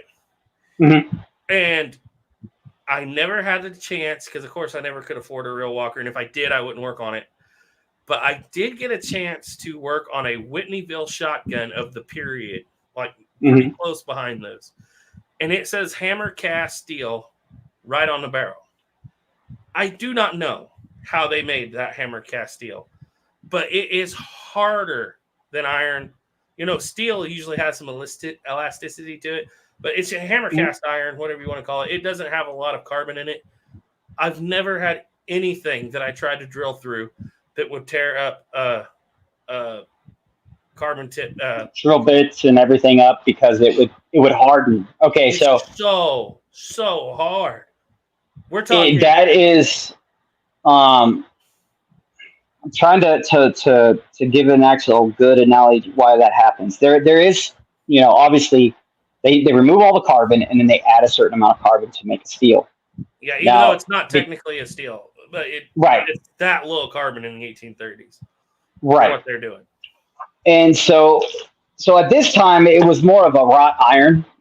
Basically, look at it as a wrought iron, where they would take a bloom of iron and then just beat the heck out of it. And if you ever seen somebody beating a piece of wrought iron, like when they're making knives or whatever, and you see just stuff flying off or peeling off to the side, they're basically beating out all of the carbon. And then you get to the bottom to what is wrought iron, which is just iron with very little carbon left in it because it's been beat out of it, or just to a point where the metal is now, it doesn't break like glass like how a cast iron would. Mm-mm. And that's how they would make the metal. It still has carbon. It aligns them. What do you call it? And when they beat it into a mold, like with the way they would make they would actually have a mold on each side of like what the frame would look like, and it would sit a red hot piece of wrought iron in that, and it would just go clunk, clunk, right? And then you would have what looks like kind of the frame, but it needs to be milled and all that stuff out right in the middle. There's still iron in there. The only difference between that and your steel that came along later was it was not as controlled the amount of iron you put in or take out. It wasn't until later could they fully take out all the carbon and then give just a certain amount of carbon back to make it perfectly strong. So, and they would add a little couple of things like nickel and other things into it, because that's all steel is. It's just iron that's had the carbon removed, added all of this is an alloy of iron. That's all steel is an alloy of iron. And if the carbon set is too high on wrought iron, it can really, really harden, but it can also be fragile and break. And that is actually probably what you were mostly seeing back in the past when these things were rupturing, is they might have had a little bit too much iron still in them. And then once they were heated and then quenched, they became too hard and brittle. And then you could then temper them back and make them soft again. But I believe what was happening is those guns were being work hardened. If they didn't fail right away when they were firing, they're actually slowly being work hardened because of just the amount of steel or iron that's in there, or carbon that's in there. But over that time, it's still there, right? It's just not a pure form. It's remember, steel is all it is an alloy, and wrought iron is just steel that has been beaten the crap out of to get a lot of the carbon out of it. I hope I'm making sense. Mm-hmm. So it still has that in there, but it's not as controlled. Mm-hmm. So it's just more of a natural product instead of something that was man-made from the beginning. Like, well, it's not man-made from the beginning, but steel is much more controlled, so it's much tougher. You can get a constant strength out of it. With wrought iron, you could have some that's way stronger and some that's way weaker. And that's what was nice about steel. They could actually say, hey, now the bar's here, and we can maintain this bar instead of just, down here and sometimes everyone up here, and stuff like that. So that's the big thing, is you don't really know with wrought iron what you're 100% going to have at the time when you're making it, other than the experience of the founders, the people making the actual iron and we're trying to beat the crap out of it to remove that carbon. Mm-hmm. Other than their expertise. And so you could have it get really, really, really, really hard, especially if you start to drill something and like say you drill it and that little tiny bit while you're drilling, you let a little pressure off to cut the chip. If you let that rub sometimes, like you can over harden it then, and then it will dull the drill bit out. Yeah, because it will get hot and then flash cool and then become really hard. Yeah, because those cylinders were actually forged out of that stuff, and they took the Walker cylinders, and it was kind of a thing where we say the guns are made at Whitneyville, but a lot of times the rough casting parts were made at Whitneyville, and then they would source them out all over Hartford and everywhere else in the area to gunsmiths. Well, Smith & Wesson did the finish work on the cylinders. It wasn't Smith & Wesson at the time, but they were actually both involved. Right. And that's why they failed. Dun, dun, dun. They wrote to Colt, and they're like, we literally cannot drill this stuff. We cannot drill the cylinders. And they're like, we've broken every bit known to man trying to drill this stuff. So what did they do? Colt told them to heal it till it's soft as lead. And that's what they did. And I don't know if that hurt the cylinders in any way, shape, or form. Because obviously they would re-harden. But right. I really think that because of that problem instantly tells you that there was too much carbon.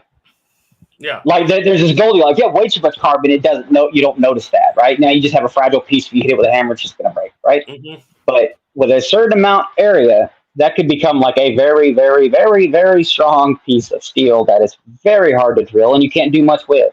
Yeah. And it doesn't matter today. I was using because I started with some not great drill bits. They weren't Chinese, but mind you, I was on a 6 foot. It's actually a 5.5 foot drill press, and I had what the shotgun trouble was. It was a Whitneyville made shotgun, made from the same period with hammer cast. They called it steel, but you see that reference. It's not actually, it's your hammer cast iron.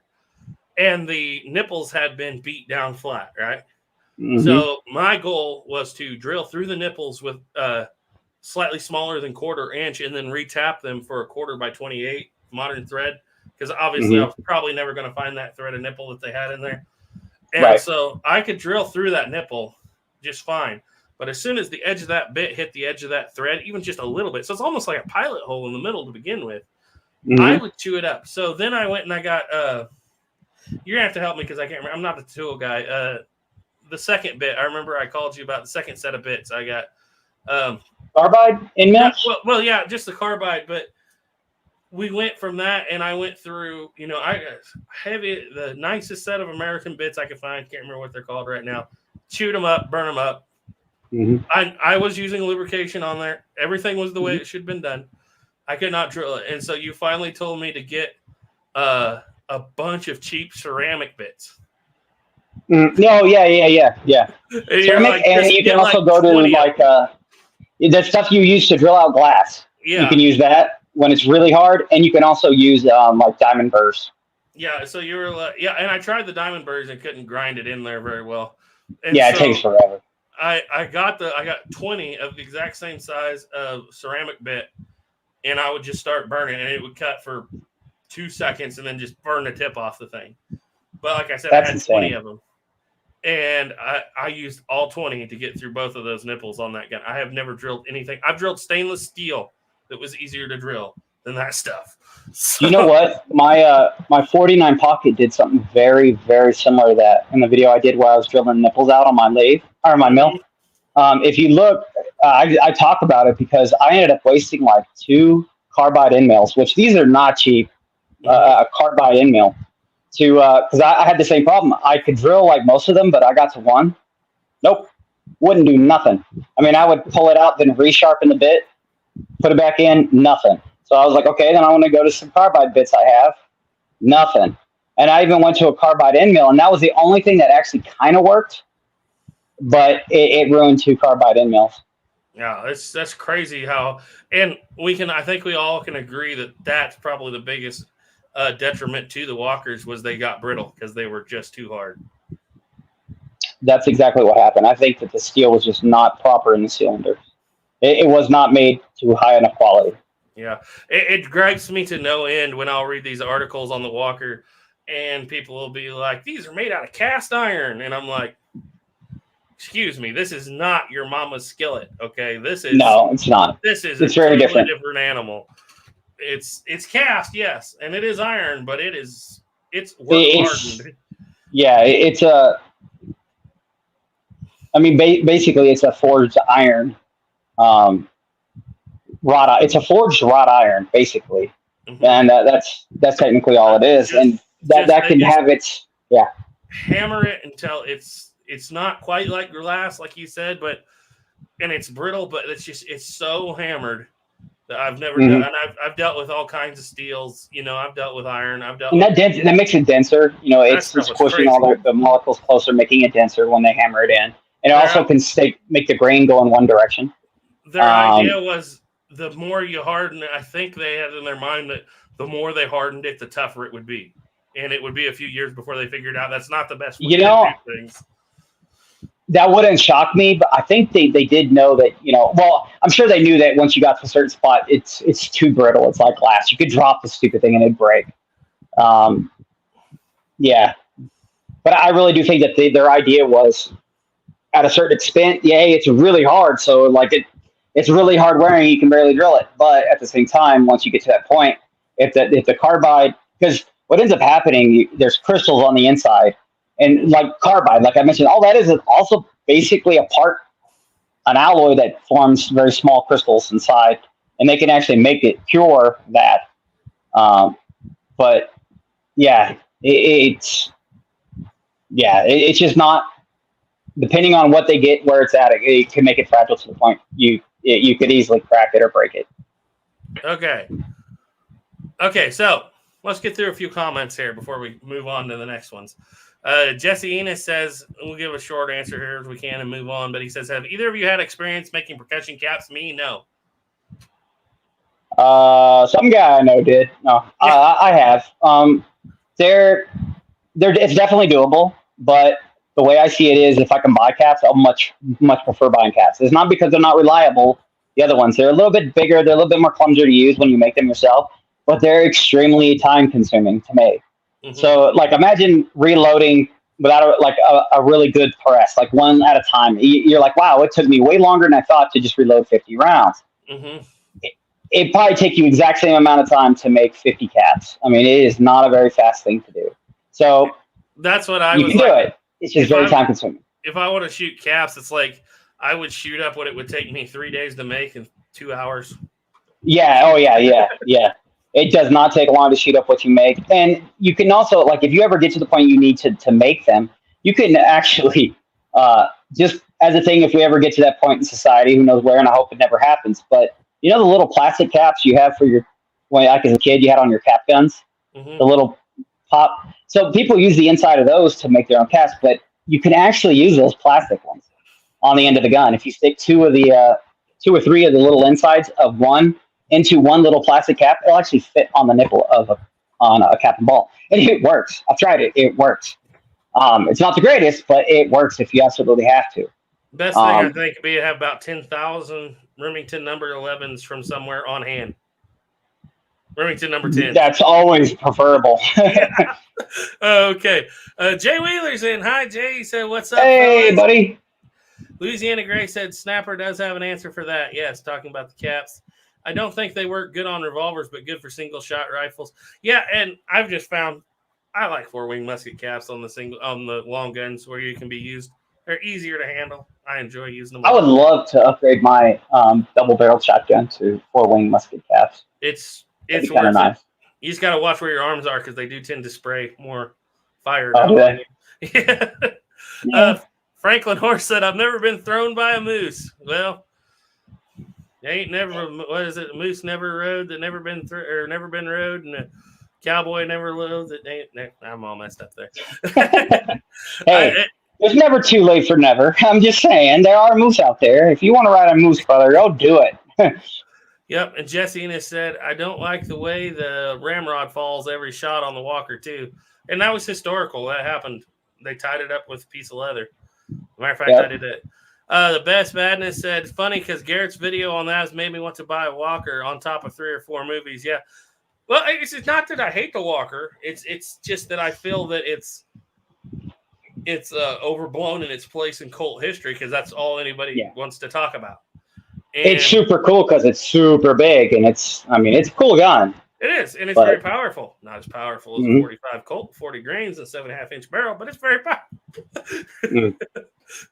So as Jake can tell you, I'll blame that one on Jake, even though I think. But let's be honest, when it comes to cap and ball, yes, but we pretty much proved that 45 Colt out of a 7.5-inch barrel single action army is more powerful than a Walker could ever be.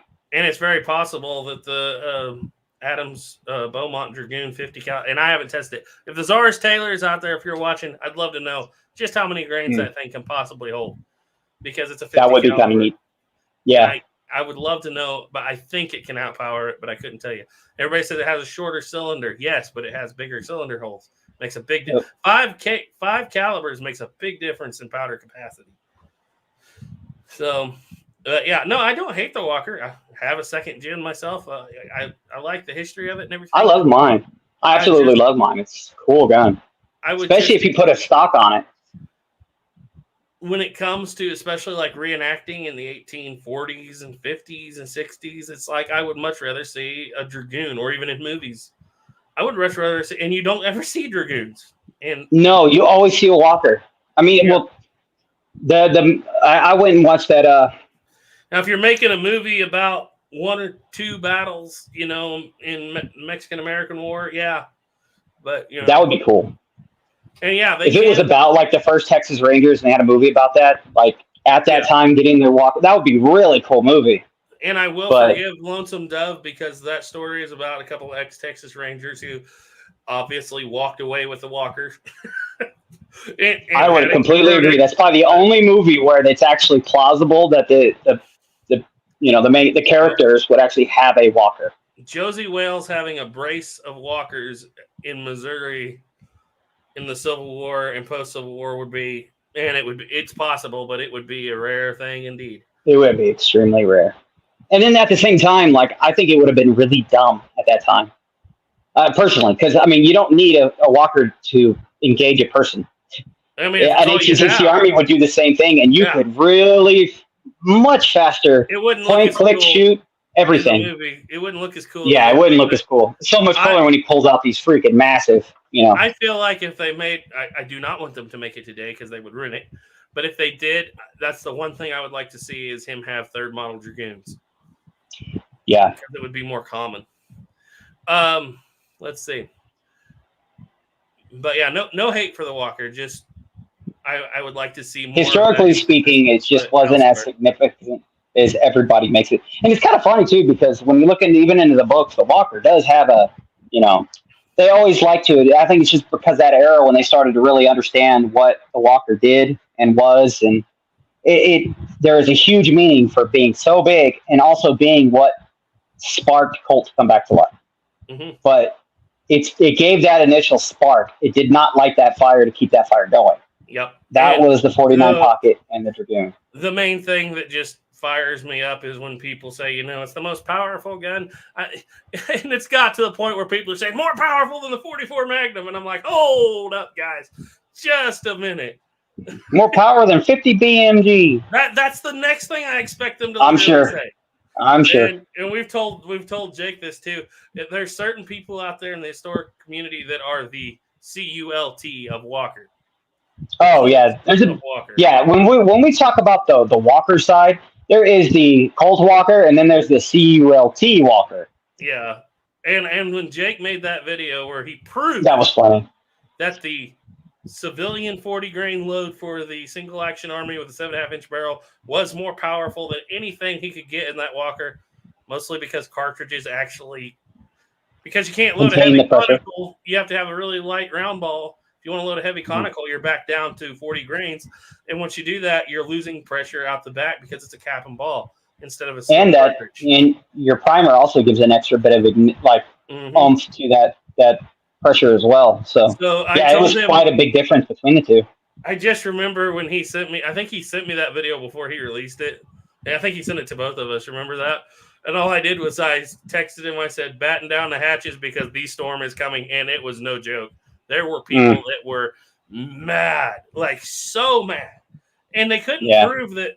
The only thing they could come up with was replica walkers don't have as big a cylinders as originals.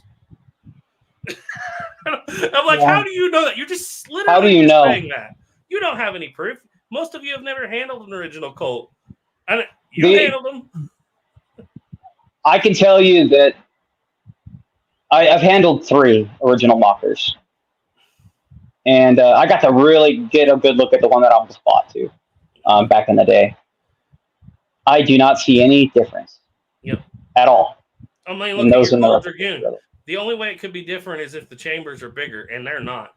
They're not. A matter of fact, what I did was to kind of give an idea if it's plausible that the Walker would have had somehow a bigger capacity, like they would have drilled it deeper. I measured the from the bottom of the cylinder to where the nipple is to the top of the nipple. So like the actual bottom part of that chamber. So the bottom of the cylinder, the bottom of that chamber, that size on that Fluck Dragoon.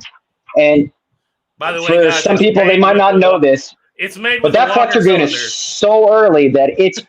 I would bet you almost on my life that that's a Walker cylinder that's on there because of the way it was roll engraved.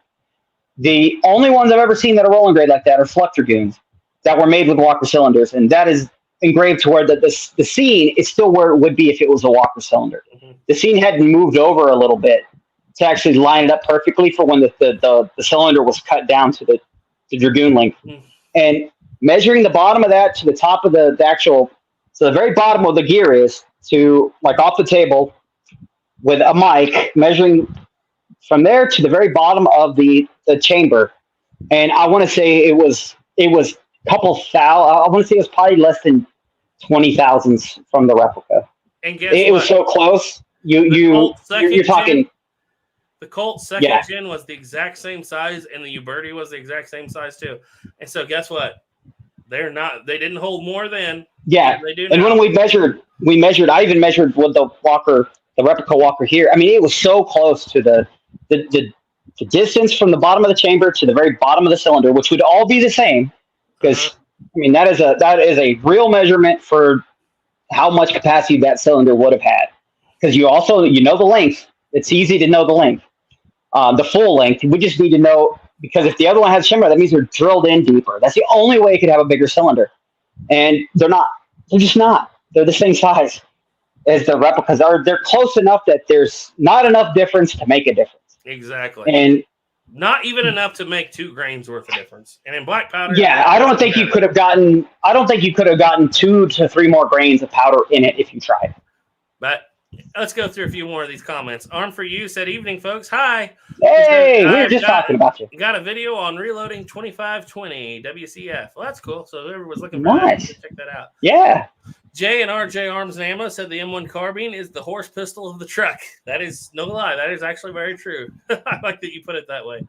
That's pretty good. Best Badness 420K said, did they ever call Colt Dragoons Colt Armies? Yes, they did. Early in the Civil War. I can't remember who. It was called the Army Caliber. It obviously was. And the military. The Colt pistol of Army Caliber. Army Caliber. But Colt would have called it the holster pistol because they had the holster pistol, which was your big horse pistols. You had your belt pistol, which was your 51 Navy, and you had your pocket pistol, which was your 49 pocket now stop. But the military itself did consider that the Army Caliber, so they were referred to as armies. And, of course, 51 Navies were referred to as naval caliber. So naval caliber. As navies. So Colt pistol of Navy caliber and Colt pistol of Army caliber is how they refer to it as. It wouldn't have been super common, but it definitely happened. I know it did happen. Salvador said the Walker, the most powerful revolver issued to troops with its 90 grains of powder. Just kidding. Exactly. Ever issued to troops. Said hammer hardening is like peening. Shot Sheila said the best badness. Yes, the Colt. Yeah, the 1861's ordnance manual. Yeah, that's what I'm thinking of. Department called them Colt Army, but they are Dragoons. Sleepy Leap said, I have been confused about hammer cast steel for so long. Thank you guys so much for taking the time to lay it out. Well, hopefully we can. I'm sure I messed that up because I was interchanging words here and there, but I hope that makes it clear. I need to make a video like really lining that out because I know a lot of people don't understand the difference between steel, irons, and all that stuff. It is, just to describe it, it's way harder than cast iron and way brittler than steel. I should say it's way tougher than cast iron and way more brittle. Way tougher. That's the best. That's the only way you could really refer to it as, because cast iron could be extremely hard. Yeah. Matter of fact, if you could take a cast iron and make it like crazy hard, if it's not annealed, you drop it 3 inches, and then but it's fragile. It's like glass. Yep. It's like glass. The idea is you want the metal to be more gooey in the middle and harder on the outside. Yeah, there you go. Like a Skittle. Texan 1836 said, I'm late to the party again, fellas. Hope all are well. Yes, we are. Gray Pilgrim said, Snapper, same with the dance. The dance was made by basically blacksmiths. Yep. Flat sides. Same with the Griswold and Gunnison I have. It was definitely, you could tell it was made by blacksmiths. Very, very crudely made. And Gray Pilgrim said, I've made percussion caps, but it's tedious and hard. Louisiana Gray said, Garrett, I agree with you, and keep a good supply of Remington number 10 on hand. They're hard to find nowadays. Franklin Horse said, homemade caps are a great idea, but the tool, learn how to use it, and just restock chemicals and store for future. Now, to me, when it comes to the chemicals, if you really want to do it cheaply, and if you can't get a hold of those chemicals, because the chemicals are better, they sell and whatnot, use matches. You take a match head and you just use a little hammer and tap all the stuff off the wood. And then what you want to do is grind that top piece up. And then on the box itself, where like the striker would be. Now, I think you could use striker everywhere matches as well, but I've never done it that way. You've always used where the striker on the box is, take a razor blade and you just kind of go across that face where the strike goes across. and let that powder fall from that into the other powder, and then lightly mix it with paper. Don't mix it hard, because you hit it with something, it will go off. And now it's a percussion. You hit it with anything, and pow, it will go off. And that works great. It has plenty of power. It works really, really good. Yeah. And it's really cheap compared to buying some other things. And plus, if you ever needed that information, it's good to know. So get yourself a couple boxes of matches just to hide away somewhere, just because you ever need it. Or just get you a double flintlock pistol. Yeah, honestly, that's probably the best survival way ever, is to at least have one or two flintlocks. Yep. Because you'll be just fine on your own forever. Gary Pilgrim said, Garrett, the Czar's Taylor is a personal friend. We go shooting often, and he has let me shoot his Boma. I've talked to him about it, and he said that he loads like 30, 40 grains in it, because obviously it's a very old, very rare gun. And so he doesn't want to overcharge it. I don't want to see him shoot it necessarily, but I would just love to know how much capacity it's capable of with a round ball. Is it capable of holding at least 60 or more grains with a round ball? Because even if it holds just 60 with a 50 caliber round ball, it's automatically more powerful than a Walker would be, because it would have a lighter ball. Let's see. The Best Badness says, well, they put Dragoons in Horizon and call them dancing. Yeah, I saw that. I forgave them. Weren't those Walkers, or was I just losing my mind when I was watching that? Dragoons. Were they Dragoons? Okay. I don't know why I was thinking those were Walkers. I had a couple people tell me that they were Walkers too, so I had to go back and look, and they were Dragoons. Okay. And I was watching it, and I saw them, I was like, oh, Walker. The trouble is, it's not hard to find a dance replica. Yeah, I know. But it would have probably been hard to find a dance replica, because they had to have, with all the rules since the Alec Baldwin. Oh, yeah, it's got to be cartridge converted. It's got to be cartridge converted. It's got to be controlled. And so and I've actually talked to some people now who were involved with that, and they're like, that's one of the reasons they're using cartridge conversions now, is because even though obviously Alec Baldwin used a cartridge gun, there are so many rules now you can't, we'll probably never see another real cap and ball revolver being shot on film.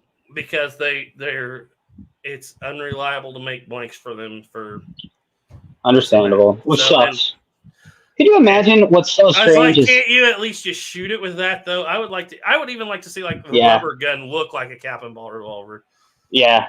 You know. I still would love to just know I think it's funny about how we made Westerns forever using real guns, and a lot were shooting real bullets. How many of those guys got shot in the 40s, 50s, 60s, and 70s? Like none. Are you sure it wasn't all of them? Yeah, all. That's the only way this would make sense. I mean, it never failed. Jimmy Cagney with a real machine gun back in the day. I know. He didn't like that though. He kind of put a stop to that. But yeah, they shot it in Public Enemy. They shot at him with a real machine gun, and the guy just told him, "I'll tell you when to duck." And you see, oh man, men were men back then. Yeah, but I think it's funny once you get to the people who think they know everything, they can't do a single thing right. Mm-hmm. But welcome to the modern world. Yep. Greg Pilgrim said John Wayne and True Grit mentions the Dragoon. Louisiana. Yeah, we've talked about that a little bit. Louisiana Gray said the only significance of the Walker is getting the tools from Whitney to make the Dragoons. That is true. That is true. Some of the Dragoons were made at Whitneyville. So, especially the Fluck Dragoons. Like, we talk about the Whitneyville Dragoons. Fluck Dragoons come before Whitneyville Dragoons. So, those are... I honestly think they may be... We're talking supposedly 1075. Not 1,100 Walkers like everybody says. 1075 or 1076, right? I think I believe... How many actual Walkers were made? Yeah. That's what I've heard. Something like 1075. Supposedly 1,000 for the Army and 100 for 100 for civilians. Yeah, that was the idea, but I really don't think they made all of them. If you dig really close, it's like 1075 or 1076. Yeah, and then a bunch of leftover parts. And I think that last 25 was the Fluck Dragoons. Right, and you know what's kind of strange is because you'll see the Whitneyville revolver with the regular. So that's still something I have never fully understood, because the Whitneyville revolver, the actual, I mean, it's just the Dragoon with the actual, still the C channel in the frame. But the Fluck Dragoon doesn't have that C channel. It's flat. Yeah. And I've always been curious that where the Fluck's made from, because I've seen Walkers with flat without the C either. And So I'm wondering if they started making them like that, and then they had some leftover cylinders that were still C, and those ended up becoming the Whitneyville, known as the Whitneyvilles. But technically, the Fluck Dragoon would technically be a Whitneyville revolver. I think the barrel stock that your gun was made out of the same barrel stock as a late Army model Dragoon, because late Army model Walker, because years ago we were talking about this. I don't remember the thumbprint Walker, one of the most famous, and your gun has the exact same thumbprint. I have a thumbprint right in the same area. Somebody grabbed this barrel and thumbprinted it, and then grabbed this barrel with the same thing and thumbprinted it. Honest to God, that was actually quite cool when I found that. I remember looking over it really close and going, "Man, that's a thumbprint," and then just sending that out to everybody. I'm like, "Oh, that's definitely a thumbprint." Yeah. So mine's not in beautiful condition, so it's hard to see, but you can see it with the right light. In the old days, we used to be able to hold guns on live chats. We can't anymore because we will get wiped from the face of the earth instantly. She's right up there, by the way. She's right there on top of the clock. Snapper has an original, not even first model Dragoon. He has an original Fluck Dragoon that is literally pretty well, it's documented at this point to being made at Whitneyville, with the Walkers, but it's not a Walker. It's about as close as you can get to a Walker without it actually being a Walker. Full-size Walker. Yeah. I wish I could show you guys. I could show you, in the older videos we have, I actually showed it. But there's so many little neat things about the Whitneyville. Not the Whitney, but the Fluck that it just don't make sense. Mm-hmm. I really believe, truthfully, I do not believe what the books say the Fluck Dragoon is. Because that's people who have never really even played with them or seen them. They're just going off what they've read and seen. Looking at them, those several I've looked at and touched and seen, they're made with really early parts, but they have serial numbers all the way to the very end of the first model Dragoon, which makes no sense. Because, and this wasn't there's certain things about the gun that are different than the regular first model Dragoon. The position of the writing on the cylinder, the address name of Colt, New York City. On the Flucks, they're turned opposite than the normal Dragoons are. And that opposite, the only ones turned that direction were the Walkers. Now, the Walker's longer, so it's actually got a shorter text. Because, the text is shorter, but it's the same direction. And all the cylinders, I've seen some where the cylinder was moved back. And I just think mine has one of the earlier cylinders where it's moved forward. And I believe and there's a lot of little other things that are just weird. The positioning and the size of the numbers and where they're located. On the Fluck Dragoons are all matching, but no other Dragoon matches it. It's very weird. They're literally chopped Walker cylinders. That's what they are. That's the only way to explain these guns. And I've heard other I showed Jake a couple things about it when he was here, and I think he kind of agreed with me the way that the serial number on that cylinder is either something hit that gun really hard there, or they had actually shifted the serial number down and moved the old cylinder, taken off a little bit of removed of the old cylinder, because you can see a little bit of a divot in that area. But you can also see a little bit of divot in the side of the frame if you line them up and turn them. So I don't know if it was ever hit with something really hard. You just don't want to say bullet. I just don't want to say bullet. He was hit with something really fucking hard. Excuse my language. I think that these guns were one of two things. They were either test and evaluation guns sent out because Colt started making these with the cut down, basically a Walker saying, we're going to try offering these on the civilian market as well. And sent them out to people as test and evaluation guns. And the reason the serial numbers are that like they are in all the positions the way they are is if you see one and you know what to look for, you instantly can recognize the Fluck Dragoon from any other Dragoon instantly, just by looking at it quickly. So you know, hey, is this a gun that was sent to somebody for test and evaluation? Because A, you would think it would need to be better. And why would all the serial numbers be off? Well, as a man who's made things in life in a company and built stuff with mine, it's not uncommon for people to lie about how much they actually made. Yep, that's exactly, yeah. Because And The Colt idea did would it a be, if lot. I'm sitting at, I want to make it look like, hey, these things are selling like hotcakes. You better get your hands on some. And so, we they start at put different serial numbers in. 1,051 instead of 1. Yeah, exactly. So it makes it look like you're making a lot more than you have. And you don't want to start at just like a 1,000. That would be wrong. So start at 1,051. Right. And this is that's eerie about that one is when I type in the serial number with Colt, it gives 2 dates. It gives 1849 or 1848. Yep. No other. And it's like, why does it give you both? Makes no sense. Because if it was an actual first model Dragoon, the serial number would have been made in 1849. Mhm. But if it's a Fluck Dragoon, it would have been made in 1848. And it lists both years. It doesn't list one. I have no doubt. It only lists What I two. know. I have no And doubt. what I've seen too, of all the other Dragoons I've ever seen, the font size, the location, they're just different on the Fluck. And that's the only thing I could think of is they were test and evaluation. Heck, they could even have been military test and evaluation guns. You're sending them out to different units, like batches of them. That's the only thing that makes sense to me. They were sent out for something. Mhm. And they needed to be looked at and instantly recognizable to say, hey, this is one of these guns. And the reason they would do that, because if I was going to send out something, I'm going to send you out the very best thing I could make. Make sure that this is a special line to make it seem like our product's even better than what it really is. Yep. These are things people did and do still to this day.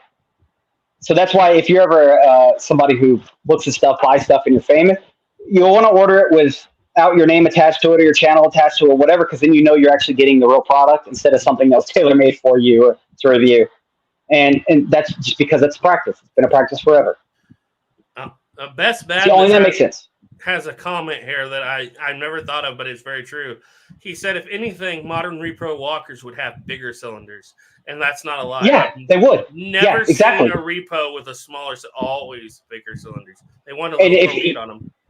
Anybody's ever played with the original guns, they're smaller. Like, they're smaller. You can't fit a replica single-action Army cylinder in a real single-action Army. They don't fit. Mm-mm. You know, And things you're like that. talking to- They're And you're always small. talking to a guy who's made it happen. Yeah. Great Pilgrim said, I have 2 walkers. One is an Army San Marco. The other is a Uberti. They are the same size, but though the cylinder does not interchange. But the Uberti, I have a Taylor's & Company 45 ACP cylinder for it. The only way to get 60 grains in it is with a conical mounted backwards. I've never even tried that. It could, and they did do that. But the original conicals are like crazy those long. They weren't these pickets, like little ones. Those original picket conicals are huge, like really, really, really long. Really, really big. And so they get that way. But the whole thing on them, since we are still talking about horse pistols, all the study I've done on it is, everybody took and loaded the bullets backwards and blew all the guns up. And I'm like, from the study I've seen, like maybe 2 people loaded the bullets backwards and 1 gun blew up. I think they were looking for an excuse to an answer. Yeah, exactly. Like, why were they blowing up? Instead of saying, hey, it's because maybe the heat treat wasn't proper or right or made right, or the iron wasn't proper or made right. Brittle. It's not our fault. That's your fault. You guys were messing it up. And it did happen. It's recorded that it did happen, but people are not dumb. One guy sees his buddy, lose a finger. He's going to be the second one of those blows up, and probably this isn't a good idea. The only thing you did different than us is load a conical backwards. So yeah, I think it happened. Unless everybody was doing it, then that would be weird too. Yeah, I don't know, man. Historians will tell you everybody did it that way, and then all the guns blew up. But I don't buy into that. The only way I could see that is if they actually had a written record saying we all are doing it like this. But I've never found a written record saying that. I've seen stuff saying that believed it was done this way, or 1 or 2 were done this way, or it's been a while since I read it. I got to look back at that. But yeah, it's even then it's more implied, and it may be different. Actual fact. I've tried it with the more modern, like Johnson and Dow style conicals. You can't do it with those with 60 grains because they're too. I don't know how you would do it with an original either. I don't get how you can get 60 grains in that bullet in there, even backwards. Okay, I've never done it, and I mean, unless Gray, have you done it with the original bullets? Like the original Dragoon style or picket bullets for the Walker. That He would be didn't really. say that. He didn't say he did it. He said the only way to get 60 grains in it is with a conical amount of back. So I think he might have probably just been referring to it happening. I know Gray Pilgrim. I know he understands physics, and I'm pretty sure he's way too smart to try that, I would think. Gray Pilgrim said, if anyone is interested, we're about to get to this very subject, so it's a good place to be. If anyone is interested, there's a documentary series called Industrial Revelations, narrated by Mark Williams, Mr. Harry Potter, on British industry, and he describes the Bessemer process. I will ask him, Garrett. What were we talking about? Talking about asking Zars Taylor how many it could possibly hold with a round ball. And I mean cramming it in there, because 60 grains almost fills the cylinder of a Walker. And yeah, you can get it in there with a round ball, but yeah, you got to cram in there. Good night, fellas. Got to work tomorrow. Don't get your pistol sore. Okay, thank you very much, Jay and RJ Arms and Ammo. Best Badness said, how do y'all spell that word? Fluck Dragoon. Fluck, just like it sounds. And you might as well tell them where that comes from. It's a man's name. Yeah, it's a guy's name. He started noticing the weirdnesses of the Dragoon, and the actual book answered that the Fluck Dragoon is they say it's the first model Dragoon that was just put out. It's one of the earlier first model Dragoons. Yeah, it's not. And it's like you're not going to come across these guns in base level study of Dragoons. This is like when you're down way deep into Dragoons, you find these. This was the 70s or I don't want to say it was the 70s. Yeah, if I remember right. It's not when the guy started noticing this. It won't be covered in Haven and Belden. It won't be covered in. No, the first time it's ever mentioned is the 1970s, I believe. You have to go to actual general records to find I can't remember his first name, but his last name is Fluck, to find his studies on the subject. I don't even. He just started noticing that there's a weird published first model. I don't think so either, honestly. I think he's just a collector. And I think he's just a collector. And well respected. And what he has come up with is legitimate, but it's not base level stuff. You gotta dig to find it. I don't even know if you Googled it if you find it. Now, the idea that it's just an early first model Dragoon, I mean, technically, that's correct, but they make it sound like it's an early military-only first model, the ones that were sent to directly replace the Walker, which kind of would be true too, right? Mm-hmm. But why are the serial numbers out of order? Doesn't make sense to me. And they're not done, and that's the thing too, if I go look at, serial number, because the Walkers, and then you go to the Dragoon, they show the same serial number line. Say I go to serial number 1,000. I took my hat off. 101, right? It'll be a normal first model Dragoon. But if I go to 1,102, it could be a Fluck Dragoon. And then then go 100 plus serial numbers, and then you might run into another Fluck Dragoon. And then you could go another 1,000 serial numbers, and then run into another Fluck Dragoon. It was really, and all the Fluck Dragoons are so different. They look exactly the same. They just have the wording, the serial numbers, and serial number placement is different. Yeah. And so you'll see them from really low 1,000s all the way to almost 8,000, the very last bit of first model Dragoon serial numbers. And mine is in the 7,000s, which is almost the end of the first model run. Mm-hmm. And it's got extremely early first model Dragoon parts. It's strange. I'm going to let you read this one, Snapper. Uh-oh. Shouldn't the replacement for the Walker have been called? I must be missing the. I have no idea. It's like 6-shooter? 6-shooter? The 6-shooter, I guess. I don't know. Maybe I don't know, man. I'm lost on that one. I'm still lost on that too. I thought it was because I was just some stupid internet guy who only has a Wikipedia-based knowledge. No, I'm some internet guy or some idiot internet guy as well. Oh, there we go. The scooter. I don't know. The Walker, I'm still lost, Franklin. The Walker and the scooter. Old people. Oh, God, that's so funny. So funny. And then next they should have called the 51 Navy the wheelchair. Yeah. Big finger, small keyboard. Well, I just thought you were really well versed in Colt revolvers. I was like, man, this guy's got some really neat answers. Yeah, I was about to say my Wikipedia-based level of knowledge on Colts doesn't take me that deep. So anyway, we're finally moving off of the Walker. We're still talking about horse pistols. First, Yep. Okay. Fluck Dragoons, transitional Whitneyville Dragoons, first model Dragoons. Yep. So that's a lot of very small numbers of, Dragoons. Yeah, they made all together, with including the Walker and all the first model Dragoons, they made roughly 8,000. Yeah. Ish. So you're talking about, and then you start in the seconds. Yeah, and okay, so I lump them all together. Some people call them models A, B, and C, not first, second, and third. I like the first, second, and third just because even if Colt call them models A, B, and C, I like first, second, and third because that's what they've been known as for almost 200 years. So, And if you want to go on the rarity of Dragoons, it would go the second model, the first model, then the third model. But the Fluck Dragoon, I think, is considered the rarest version of it. I'm not 100. I'm pretty sure because there's not a lot of them out there. You don't see them. They rarely ever come up. yeah, this is where my interest in them really peaks. And even though I'm not real fond of the Walker, the third model Dragoon, it's hard to say because I love the 62 pocket pistols. But the third model Dragoon is Me too. Me as far too. as the romance of it goes, that's the one for me. The third model. You love the third model, huh? Very common, very well, 25,000 guns made there. Yeah. Pretty widespread. Yep.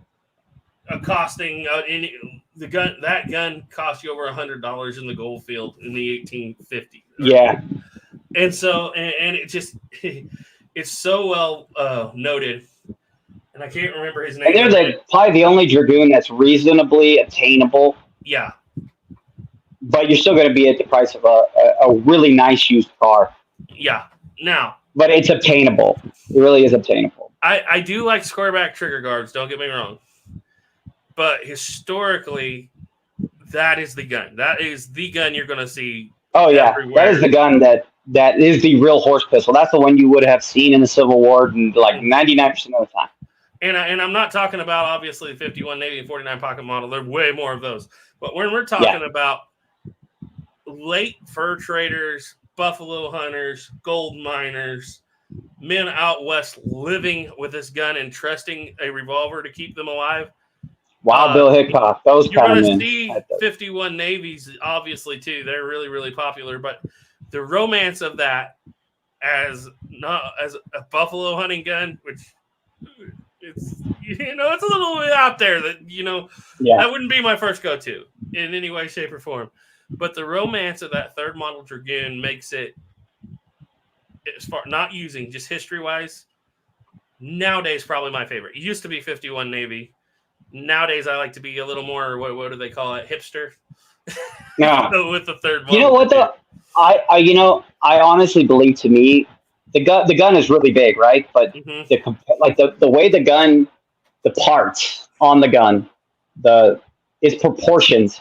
It's big. If it was smaller, like a 51 Navy or whatnot, like imagine if they were all the same size, but you're just looking at proportions in the way it looks. I truly believe the Dragoon was probably the best looking. Oh yeah. Personally, it is gorgeous to me. That they shaved off of it makes it so much more carryable than the Walker. Oh yeah, it's a huge difference. Just taking that from inch off the that to the replica, the Walker to the Dragoon, it's a big difference in weight and just flickability. And you wouldn't even notice it until you handle it.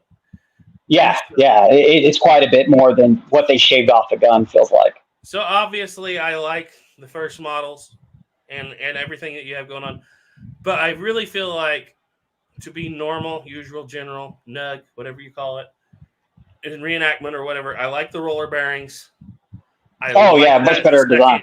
I like that second design spring, and as much as I like a squareback trigger guard, when I see one, I feel like you never would have seen them really. It wouldn't be something I would normally see. Whereas if I see a movie and I see a third model, I'm like, that makes more sense to be there. It doesn't bother me, but at the same time, I feel more comfortable seeing a third model. Let's put it that way. Right. It makes more sense to see a third model than it would be a first or second model, especially a second. Seconds were crazy rare. But you couldn't, I mean, other than, but so seconds are the rare version of the larger of the two. It would have been, the rarest would have been second, then first, then third. What are the most common? Yeah. And I think a third with a shoulder stock is just gorgeous. Yeah. Shot Shield said, I'm with C and Arsenal. They're all the same revolver, no different models, just progressive changes. You could say that, but we live in a collector's world. Yep. And so it's easier for us to categorize it as these different models. But that being said, the differences are between the first and the third are definitely significant enough for me to say, this is a different. You put roller bearings on the hammer. You got a different kind of spring. You've got a different locking system in the cylinder with the key lead in. So you have rounded trigger guard. I can't remember if there's a rifling change to progressive. I don't remember in the third model. I know they started that. See, they started that change in 51. And so you would think third model will have progressive to the right-hand twist, right? You would think so. But you know what's interesting is it's quoted in a lot of books as saying all long barrel pistol, which obviously means longer than 4 inches. Right. So you would think that, and I'd have to look at it to know exactly, but by the third model, they should have changed the rifling. You would think they would have, yeah. And I may be wrong on that, but I do feel like I agree with you. They are basically the same gun, but when you jump from first to third model, I think there's enough changes, especially in the collector's world, to consider them different models. Just my opinion. If you want to think that they're, I can see that in the collector world. But technically speaking, that would mean that the 1860 Army, the caliber changes. But between the 51 Navy and the 60 Army, the frame doesn't change. Technically, the action doesn't change at all. No. The grips change and, the barrel shape. But so, they're all considered holster pistols by Colt, right? They're all, especially later, they're all considered old model holster pistols. So Colt doesn't even necessarily differentiate them. But I've said my piece. Go ahead. What's your thoughts? No, I completely. I would agree with you. If at the time they were probably a Dragoon is a Dragoon, But in the modern world where people collect something, they want. Oh, I want the one with the square back trigger guard. Okay, then what? Well, there were two like that. There were this style and this style. Which one do you? So then you have to differentiate.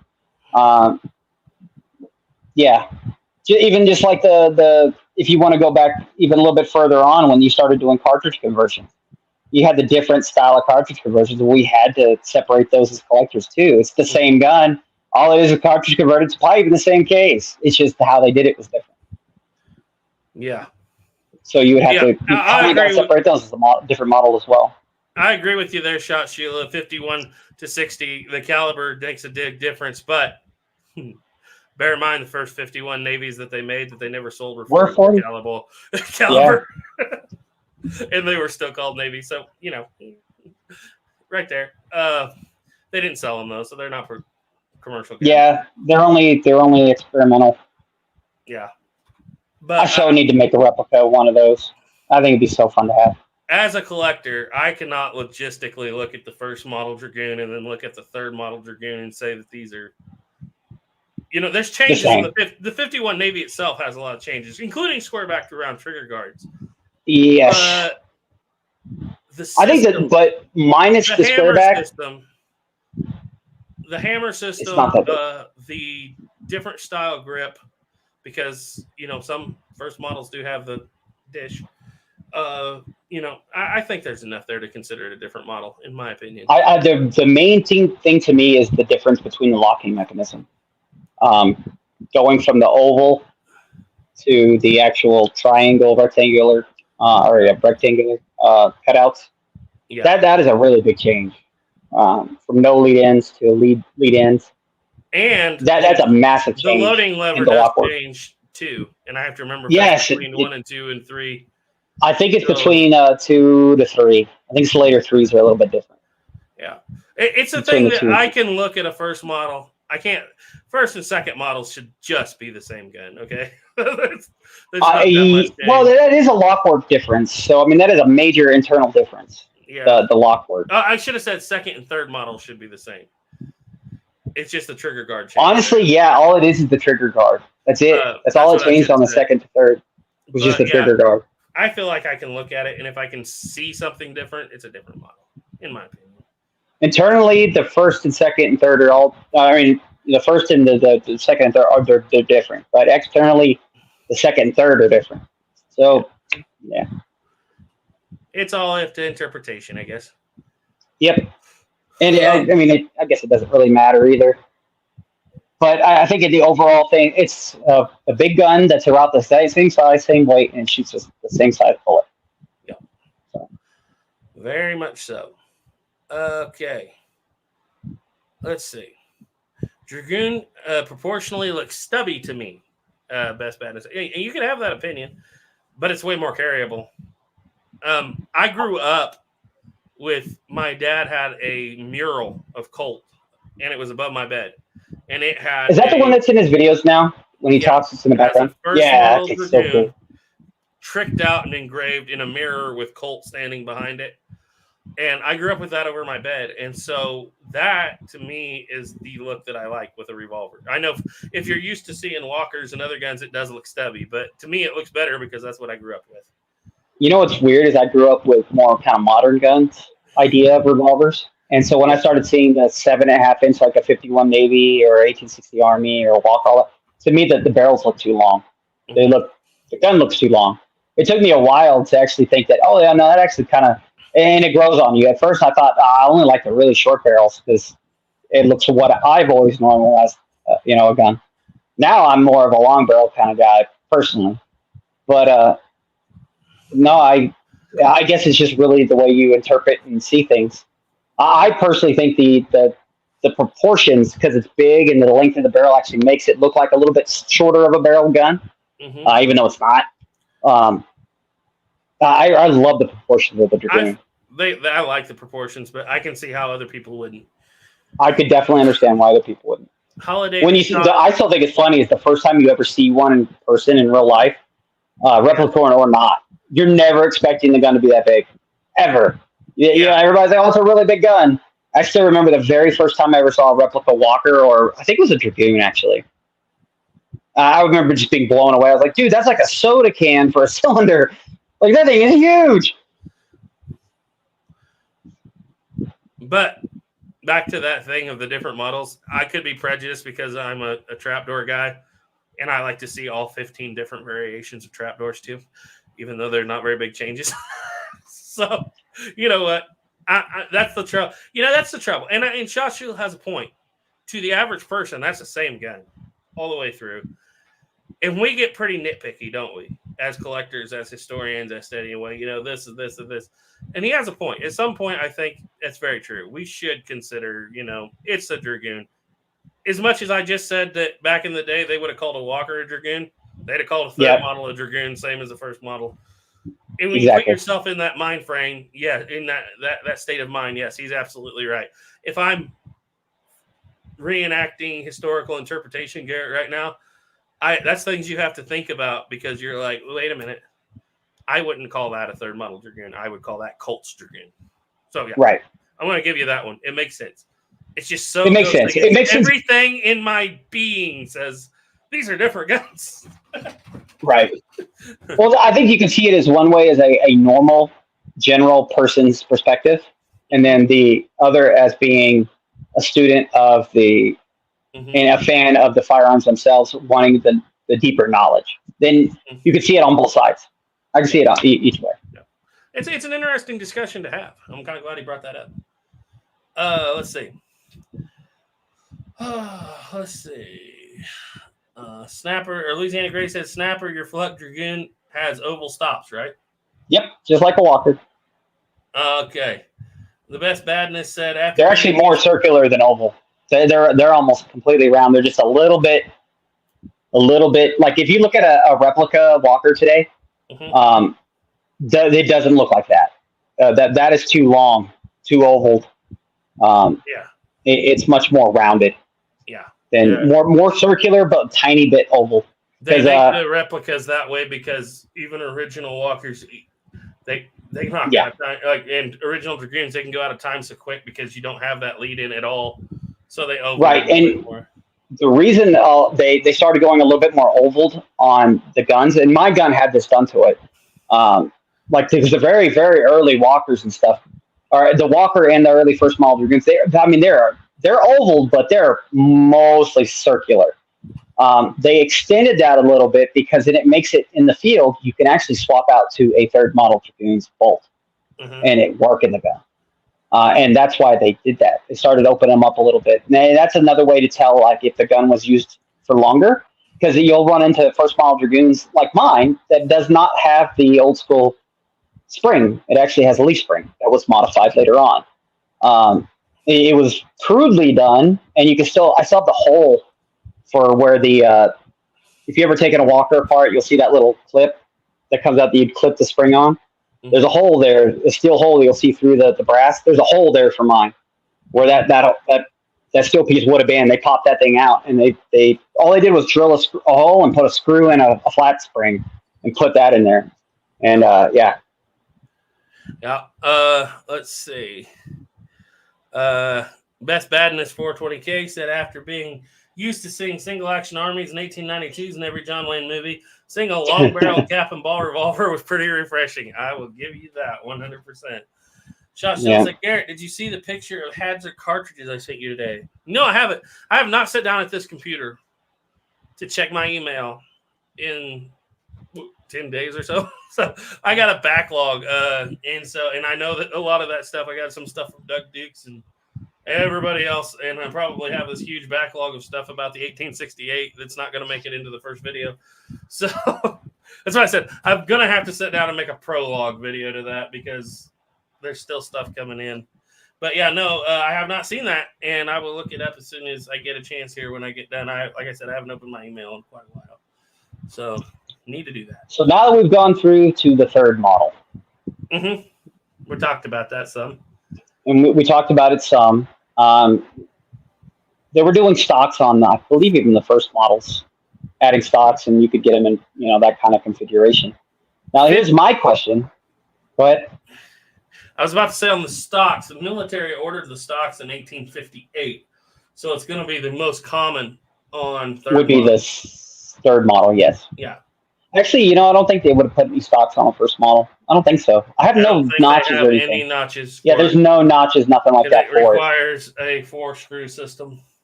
Right. The way I could put that Walker on a stock is I used a stock that you would use on a single option army. Yeah. All you do is you the hammer screw, you remove it and it's longer, and it actually just clips into that screw and then tucks up underneath, and you just tighten to the bottom of the grip. It's a really neat little setup, and it works great. It's the only way you're going to stock a big, like a Walker. And that thing is so much fun, by the way. A stock Walker, I highly recommend it. Highly recommend it. Now, okay, so going into, we're mostly through the third model. Other than the Civil War, they still made it on them up to, when did they stop making them? It was right after the Civil War, wasn't it?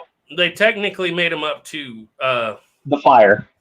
No, they did not make them. No, they stopped making them before the fire. That's right. They were replaced completely by the 60 Army and the 60 Army. So didn't we have some kind of thing showing that there was a huge order put in? Yeah, that is very interesting. Man, I wish that is a real weird one. This was years ago when I was studying for the 62. It's been almost 2 years ago now. Man, I think so. So there was an order for a handwritten order that was filled out by Richard Jarvis after Colt died. Yeah, so the owner, literally the CEO, owner of the company at the time. It was between him and Root. I think Root was still alive. There was a handwritten order for a bunch, and it was when I was trying to nail down the opening when the 62 Pocket Navy came out, because the police obviously came out first, but nobody seems to know when the Pocket Navy came out. I can't even Still remember. don't either. I don't remember. Having one, I have no idea. At the time, I had it well studied. I don't even remember what I said, but Basically, we kind of left it up to the fact that we don't know. You have to make your mind up on it. It makes sense that it was made after the fire. Yeah. It also makes a little sense that they might have made I think there was before the fire. a handful made before the fire. A very small amount, and then the rest were made after the fire. But I think that's what we came up with. the thing was, I was searching for handwritten records. Like I had at the time, I was in contact with a guy who was deeply involved with a lot of research, and I don't even want to say his name now, but nothing bad, but haven't talked to him in a long time. And he has sent me these pictures of handwritten Richard Jarvis orders that him and Root Jarvis would write these letters, these handwritten letters to Root, who was running the factory. Root was technically, I think, the president at the time. And these handwritten orders would go down. The only trouble is not all handwritten orders are fulfilled. It was what I found out later. And the handwritten order was right before the fire, right after Colt died, and it was for 1,000 old model holster pistols. And I'm like, and I can't remember who ordered them. It wasn't the Army. It was something weird, but it was definitely written down as a handwritten order. Was it ever filled? Who knows? No idea.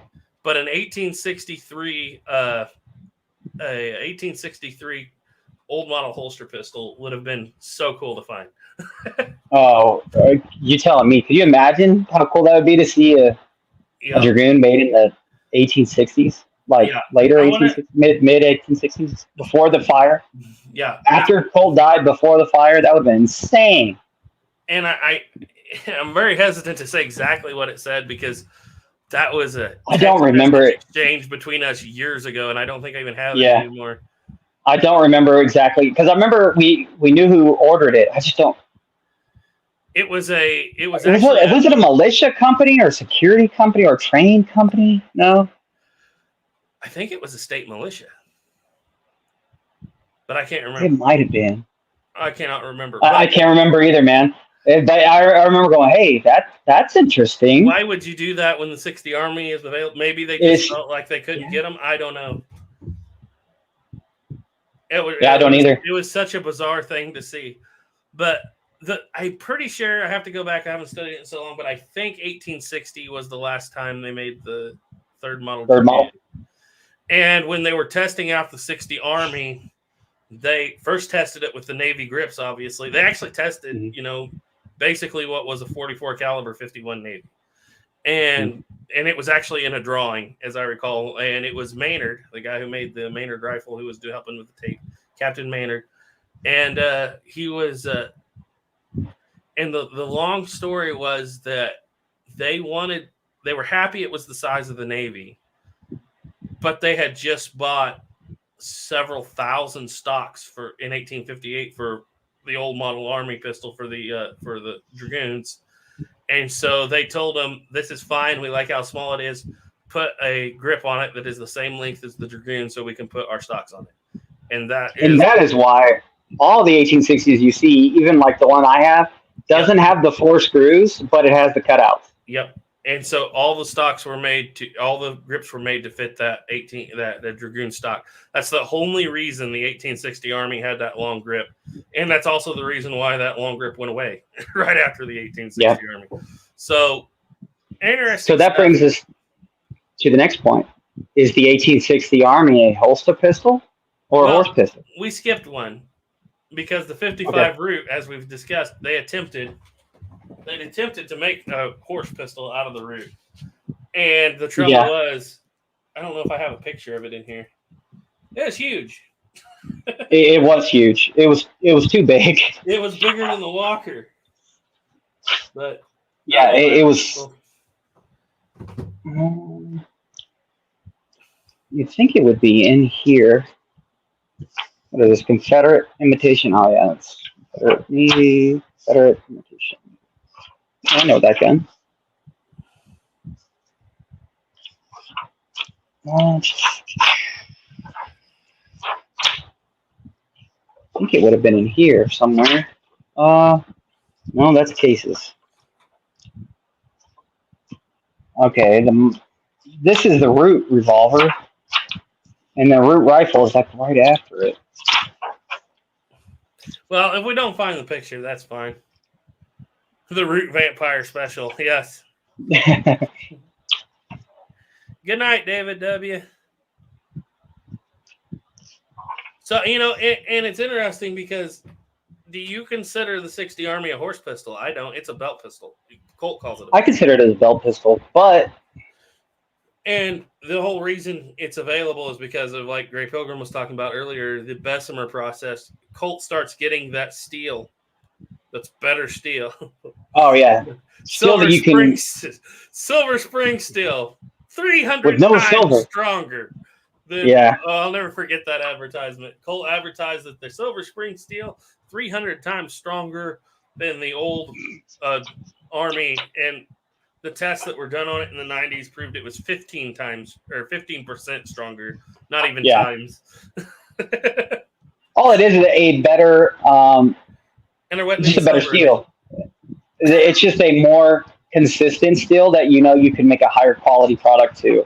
You can make something to a full standard to it, a higher, pressure. Well, that was the Colt advertisement campaign. It was pretty heavy duty. They were good. Silver Spring steel, 300 times stronger. They were the kind of people that could sell almost anything, or try to anyway. Yeah, but with the demise of Colt's Dragoon pistol didn't end horse pistols, because I think the Danson brothers, in a weird way, is close to a horse pistol because it's between a Dragoon and a 60 Army. It's pretty big. And it is big, isn't it? You have the Lamat, which is definitely a horse pistol, in my opinion, right? I would say so, yeah. And then last but not least, in my opinion, one of the greatest, if not the greatest, cap and ball revolver ever made that wasn't even issued, the Rogers and Spencer. That dude is a horse pistol. And it's a really nice gun. It's big, but I love that gun. If I wasn't such a Colt fanboy, I'd probably say it's the best. I'll just say it right now. It's better than a Colt. It's better than a Remington. It's better than a Whitney. That's what everybody tells me. Now, the one I have shoots really high, but shoots like a dream. Yeah, it seemed to be like the best of all the worlds. Just a couple minutes too late. The only complaint some people seem to have with it, even Duke does, I didn't really, was that the hammer's really upswept and hard to reach. It's harder to reach than the... Okay. But if you shoot and toss, you can reach it. I got you, yeah. You can reach it. Mm-hmm. I'll have to let you shoot that someday, send that out to you. I still think the very best ergonomics of any pistol ever made is the 51 Navy. Yes. I don't, even to this day, I think the 51 Navy, honestly, the single action Army, I mean, this is the same setup, same grip, a single action Army with a 4 3/4 inch barrel, to me, is the most pointable gun ever made. It is so flickable and so pointable. You think it's more pointable than a longer barreled 62 pocket pistol? Ooh. Because I feel like the ergonomics on that gun are better than the Navy. Yeah, ergonomics on are really good on the pocket. Yeah. The size. It really is, because it's smaller. Everything is easier to reach, but it's not like crazy small. It's not. It's small, but it really fits your hand good. And has the power. It's much closer to what you would think of modern guns ergonomics would be. Yeah. Like a pocket. The funny thing is, it's built on a 49 pocket model frame, but it does not feel like a 49 pocket model for some reason. It feels more substantial, and I don't know why. It feels, well, I don't know. Like what my 49 pocket model going against that 62 pocket Navy, I think it's just because I have the shorter barrel. Yeah. On that pocket Navy, they feel very similar to me. Yeah. But boy, they are easy in the hand, and they're really easy to cock. Really, well, I mean, they have a really heavy springs, but everything is right there. It is so fast and easy. We were discussing that earlier when I was saying that romance-wise, nowadays, it used to be the 51 Navy for me, but with the romance of it, nowadays I like the 3rd Model Dragoon. Ergonomically, to just take and go with cap and ball pistol, I'm going to say the Pocket Police. I like Pocket the look police. of that half-fluted cylinder. Yeah. Obviously, I like your pocket navy better than my pocket police because it just actually works better. But the feel, and I'll never forget whenever the first time I shot that pocket navy of yours. I've shot a lot of original guns. Don't get me wrong. But the first time putting rounds down range, I was like, this is different. This feels elegant. It has the power of a 51 Navy, but the size of a 49 pocket model. And I just remember falling in love with that gun. And then every person who's ever fired it has fallen in love with that gun. 50 rounds through it with not missing a target and not having an issue. And I was like, and by the way, that was shooting with zero lube. That was just ball on powder. That was just exactly how you were said to do it.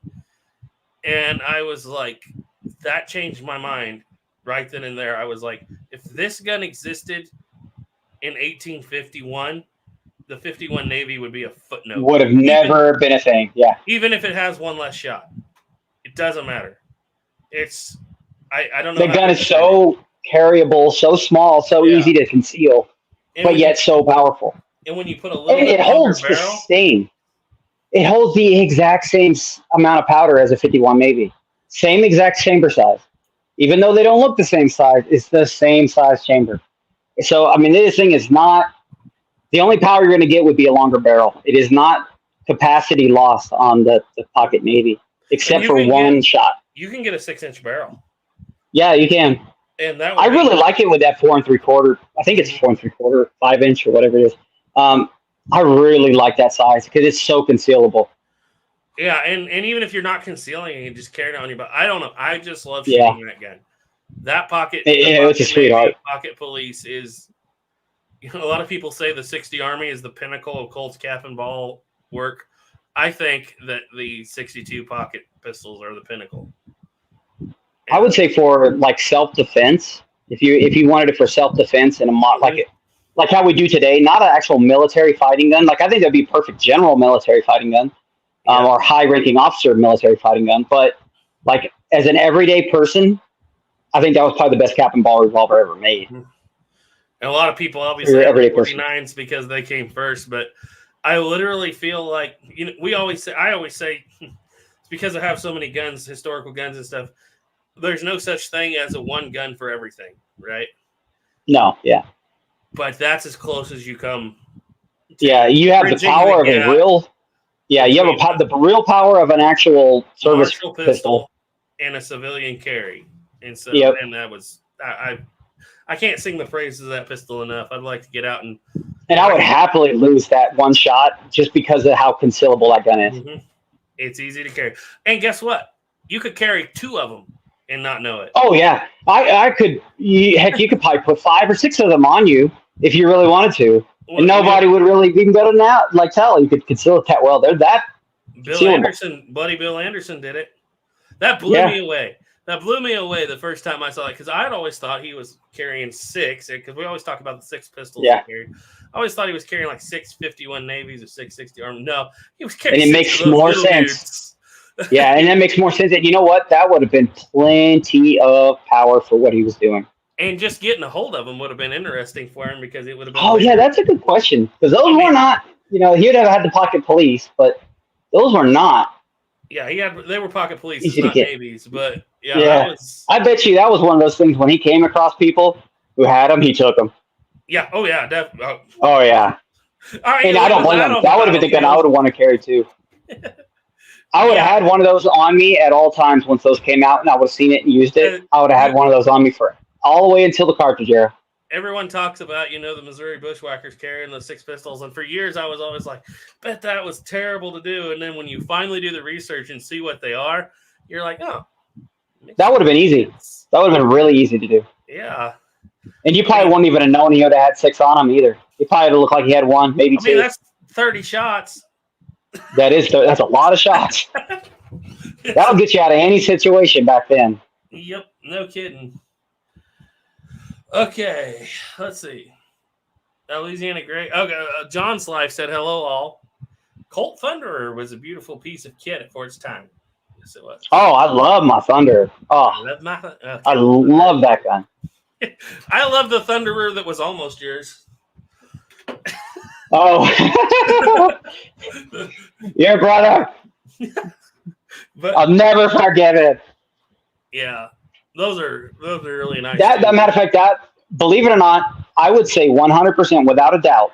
Actually, you know what gun would have probably been better is the Cooper revolver. I've never shot one. If it was reliable as a Colt, the Cooper revolver being it as a pocket navy, that's double action. That is the definition of a Thunderer. And if anybody tries to say if it's like the Star and the Star is not reliable, I would beg to differ. I have an original Star. It's not that unreliable. It's pretty stout. The way I can see it, I've never used one. Know what Cooper, you're doing. man. You I have think if to you know not to grab that hammer and rip back on it. I feel that there wouldn't have been so many Cooper revolvers if that gun would have sucked. Yeah. Because there's a lot of them out there. Mm-hmm. And after shooting that thing and realizing how good it was, if that Cooper revolver is just 80% of what that pocket navy was, and just the way it was without double action, with that double action, that gun would have been phenomenal. But honestly, I would say that the closest thing you can get to what ended up becoming the Lightning and the Thunder was the pocket navy and the pocket police. That was the double action version with a top strap and a little grip. Yep, I think so. A few more comments here. Louisiana Gray said, pockets are a lot of fun. I put 1.5 hammer springs on my pocket police, and it feels more like the tension of an original. That's good. I'm going to try. Mine, you got to probably put like 50. I mean, that thing is heavy. Yeah. Louisiana Gray said, I'm going to try 1.25 on my second Gen 62 Pocket Navy. That'd be interesting to see. I need to try. You have a replica, right? I do not have the Navy. I have a replica of the Pocket Police. Right, but I mean, they're going to have the same spring, hammer spring. It's stupid weak. But like, how many do you think it would take to equal what mine was? At least 2. At least a full 2. That's not the only issue with that gun. That gun, last few birdies I've bought have been terrible. I don't know what's wrong with it. Maybe they've gotten better. But I mean, just on the hammer pull alone, like if the gun was just fine, to make it the same strength as that, at least 2 full springs. Yeah, it's really, you really can't actually heavy. put 2 full springs in there. You can. You can't, probably. But it's too long, so you have to trim a little bit. I got you. Jam up against the frame coming down. So, but we did have a super chat here. Black Powder and Mini Ball said, great stream, time for bed, night, bro. Oh, well, thank you very much for sending in $1.99. Louisiana Gray said, I'm going to try 1.25. Okay, yeah. Metropolitan Arms made a copy of the 62 Pocket Police. Yes, they did. Yes, they did. And it was pretty good stuff. And I think Manhattan, because I have a Metropolitan 51 Navy, but Manhattan may have done it too, but I can't remember. Louisiana Gray said, the original I tested at the gun show seems to be about equal to 1.5 I put into the Pocket Police. Oh, it could be. It could also be a little more worn spring too, but you could, like I said, you could be very well on. It's hard to tell just by pulling it. You know it's heavier than just the single. So yeah, it's. Although you know what I need to do is get like a fish weight, like the way to weigh a fish, and stick it on the end of and actually pull it back and cock it, see how much actual pounds it takes to cock some of these guns. Some of these guns, like especially my 1860 Army, that thing is going to be up there to like a lot of pounds. Yeah. It is not easy. And he just said, I feel like it's too much tension. I don't think it needs that much. I agree. There's a lot of the guns I have that feel like they have way too much tension, like but the heavier they are, the more reliable they are. It's just that is true too. I like it when you have to really put the torque on it, like on that. And you know what's funny? We feel like the original Dragoon stuff, we're like, well, that feels like a lighter spring, but it's not because you have more barrel in the front as a counterbalance. And so you feel like the bigger they go, they're lighter, but when you measure it, they're actually not. They're not. It's just you have more gun to flick down. The gun's weight helps you. Yeah. A properly weighted 49 pocket model feels like the heaviest hammer in the world. Ever. Yeah. It feels heavier than anything else I've ever cocked. I think that 1860 feels the heaviest. Yeah. But I mean, I need to like measure that someday because I mean that spring is when I say it's thick, it is. It looks like the thickness of what 3 birdie springs would be if they were actually one solid piece of metal. Mm-hmm. I mean, it's crazy thick. I think that 2 with one, it's obviously not a full 2 because one's getting shaved, or like I said, at least on the guns I've done it on, they don't go past the frame correctly if you don't shave some off the bottom spring. But if you should feel it in the thumb. I mean, you should feel that metal kind of on the bone a little bit when you're pulling. You should feel that weight. You need that weight, in my opinion. And if you don't have a really strong hand, like you haven't been cocking single actions for a long time, it should feel like you can barely do it. Yeah. Especially my wife can't cock some of them. She can't cock. She has to use 2 hands to cock them. Yeah. But honest to God, though, like when I first started, I'd love to put lighter springs on these guns, and now it's a big no-no. The guns are just so much better with the heavier springs. And the heavy spring carries on to the single action army, but I don't mind the single action army having a lighter spring because it's not holding anything. It doesn't need it. Yeah. It's not holding that cap down. Like primer strikes, go with it. But, well, we've been after a while, though, you get used to it to the point where your thumb, to me, I don't know, it feels almost more positive to have a heavy hammer spring now. Mm-hmm. I feel like I don't know. I don't know. It's hard to explain, but I like a heavier hammer spring now. Well, we've been going for 2 hours and 40 minutes. About time to call this. Wow. It's been almost a 3-hour stream. Holy cow. We can go 5 more minutes. If you guys got any more comments or questions, throw them out there and we'll try to answer them. Like I said, take what we're saying with a grain of salt here because I think both of us have been out of this for a little while. A little bit. Yeah, Shot Sheila. Heavier spring reduces cap jams from blowback. Absolutely. Yep. That's why, to me, the heavier the better. Unless you're flat out crushing that nipple in when it hits, like just pancaking it in. That's too heavy. Oh, but yeah, I've had originals on that original Rogers and Spencer. It feels like you need 2 thumbs, but a lot of that's hammer angle too. But it's yeah, they guns are those. I need to measure that someday and make a video on that and kind of give people an idea. When I see people making like cap and ball conversion race guns and stuff, I'm always like, yeah, that's cool, but you would never fan this dude in real life. There's no way. No. You would pick the front of that barrel up so fast. You just shoot yourself in the face. Oh. Yeah, well, even the single action armies, every original one I've ever seen, even with the leather mod you saw, I've never seen a real first-gen single action army with a leather mod. Well, I've seen the leather mod on a couple. It's not common. And you don't know when it was done either. It could have been done in the 50s for all we know. But yeah, I've never come across a gun like original first gen that was in its originalness. Like it wasn't modified in like, if it's been modified, it was like modified in the 50s or 60s. I've never seen one that like from the 1800s that that was modified back then that somebody was using for actually like fast fanning or something. You can see them cleaned up, polished, really smooth, but I've never seen one where it makes it like a movie where you could fan it or anything like that. And they still always had almost a full powered, full strength spring on it. Mm-hmm. So I really don't think that fanning or any of that fly stuff, I think that was something that Hollywood more, like it was possible, but I think something that Hollywood or the dime novels probably way overdid for people that wasn't realistic and didn't really happen. If it did, it didn't happen on normally, Yeah. Not a real.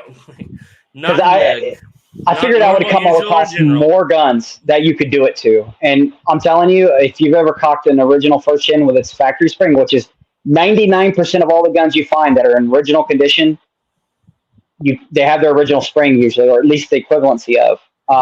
You're not going to fan that gun. It's not going to happen. Sorry, it's just not going to happen. A lot of them will tear your hand up when you hit that. First time you hook that firing pin with your skin. Oh God! Oh my! Oh, with a full spring spring. Oh, I bet you'd break a finger. It's terrible. You know what? I call me crazy, but with a factory original spring, and you did that, you'd probably break a finger if you dropped that on that. Yep. It is that heavy. Yep. It's not a joke. You know, there's a story out there about John Slaughter down in Texas who had a guy pull a gun on him at close range, and he was fast enough. He grabbed the gun and put his thumb between the firing pin and the primer. Oh, God. And I used to always tell my dad when he'd read me that story, I said, man, that had to hurt. And Dad said, yeah, but it would have hurt a lot less than if he had more. Yeah, that's true. That is true. So I don't know. The only way I could see like the fanning way, like the guns that I did ever see that were like fanning guns, they were those slip guns where there was no trigger at all. They would just use one hand as their thumb. That was I don't this kind of firing. I don't think they ever did that. I really don't. I don't see it able to be done. Yeah. With a factory gun without being highly modified. They're just too stiff, too heavy, you know, that kind of thing. Let's get through these comments and get on out of here. Let's see. We got a few more here. Louisiana Gray said, I've enjoyed every minute of it. Well, thank you. We've enjoyed having you out here commenting. Best Badness said his handguns of Colt coming back soon. I thought about that today. I left it in a good spot, and the reason I was planning on coming back, but up until now, that last history of the handguns of Colt was my favorite video I've ever made. A lot of work in it, but I felt like I left it in such a good spot that I was like, I don't want to ruin this. But I thought about it today, and I was like, if I can just keep on track with this Trapdoor series, I'll be done with it a little over a year from now. And I was like, what am I going to do next?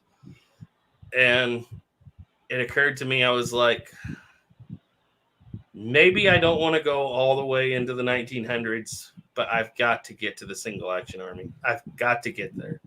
I got to do it. And the funny thing is that since I finished that series up, I've gotten better as far as my ability to make videos. The information in that last episode 9, History of the Handguns of Colt, was like, when I finished making that, I wanted to cry. That was good, man. It was a culmination of a lot of work, but now I've had coming up on 2 years to think about it. And the sad thing is I have 90% of the guns. I need a Richards Type 2 conversion, but it's like, I've had enough time. Let me get through this Trapdoor series. Probably this time next year, I will start, and we will get to the 73 at least, maybe the 77. We'll see. My interest starts to fall off after the 77. You know what I mean? Me too. Yeah. The funny thing is, Colts make more views, no matter if I get more views on that old 51 Navy still than I do anything I make with better quality today. So yeah, they do get more views. So yeah, I'm hopeful. And this is not a promise, but I said about there and I thought about it today, and I was like, I haven't touched Haven and Belden. And that's when I called you. And I seriously was feeling a little nostalgic for it. I thought we need to pick up Haven and Belden, and we need to address this subject again. So, you know, I'm glad you did, because I'm actually like kind of been away from it myself a little bit. And just this has got me really excited into Colts again. Yeah, Shashul, I will definitely. You've been a big help to me in this Trapdoor series thus far, and I know you will be in the future. We're definitely going to, and that's what I found. Since when I was doing the 51, or the Colt series, I was doing everything by myself with a little help from Duke and Snapper. And I mentioned it in the video this week. I've come to the point where I literally have a village helping me make these. There's no less than 4 separate faces on this upcoming video, and some of them, I won't spoil the surprises on all of it, but some of them are people you guys will know and like. And in the upcoming videos, I've already got collaboration set up. I've got probably 15 people that I can trust and go to and get answers on questions. You know, I have a village around me now, and it's nothing I've built. It's just people are finding me and people that have the interest to do it, but they haven't, may not have the experience to make such a long documentary style video, or they may not, have the desire to talk on camera. But the amount of people who have come forward and helped me with these things. And what's funny is you can have all the books in the world, and I found out on this 68 video, I had all the books, literally probably every book written on the subject, because there's not a lot of them. And I had 50% of the information I needed. After I talked to people who work at museums, people who work at forts, I had people sending me actual physical records, and that's something I've never had before, which is one of the reasons it made this. Like I said earlier, it was drinking from a fire hose to make this video that I made this week. But at the same time, it's the biggest video I've ever made. And if it comes off the way I think it will, it may be one of my favorite videos that I've ever made. If I don't enjoy it, it's no good for anybody. So, but, you know, I'm just overwhelmed when it came to this video just by the amount of people who care. And it makes me happy that I found this many people that care about an obsolete old single-shot rifle that I'm going to shut this down, I know, but it's just something I was thinking about today. It's amazing how many people that are gun guys that can tell you every single variation of the Mosin Nagant that ever existed. You know, they can tell you every gun fielded in both World Wars. They know every American history of the Colt 1911. They know the 1903 Springfield, but they have no idea that the trapdoor was ever even chambered in 50-70. They have no idea what the first mainline battle rifle of the United States was. And to find these people that have this love for these old guns and for them to all come together and help me, and I help them in some cases too. It's amazing. It's something. I'll shut up now. But having this group of people has been extremely helpful. I am looking forward to you getting back to this handguns of Colt. Since we met, I've been looking forward to seeing one of my single actions on you guys' show. I know, and I've been putting it off. So, I mean, literally, since we met, I've been offering to send him a single action to play with. And he's like, I'll get to it. Yep, and I'm ready to get there. I'll be. And I think I have at least the perfect gun to send now. That actual U.S. government cavalry gun. So I think that'd be the best one. Just the things that were going through my head today, mostly because I finished the video, like fully finished it last night. And for the first time, I actually had time to reflect on it and what was going on with this particular. And it's no longer than, I'm keeping them all right at an hour and a half. It's no longer than the others. It's so much. I wanted to release it 20 days ago. I had most of it filmed, and stuff just kept coming in, you know, and it became a real passion project. And when I got it done at 4:00 in the morning the other night, I sat back today and I had time to reflect on it. And I was like, literally, and like Shot Shula just said, none of these gun guys know anything about ammo or ballistics or musketry instruction for them. That's very true. And when you think about it, a handful of guys with like I said in the beginning of this, single shot rifles and Colt revolvers changed the face of the earth from 1865 to 1870. Whether it be British, whether it be, you know, everybody was using them, or Americans, Filipino War, Spanish-American War, you know, all this stuff.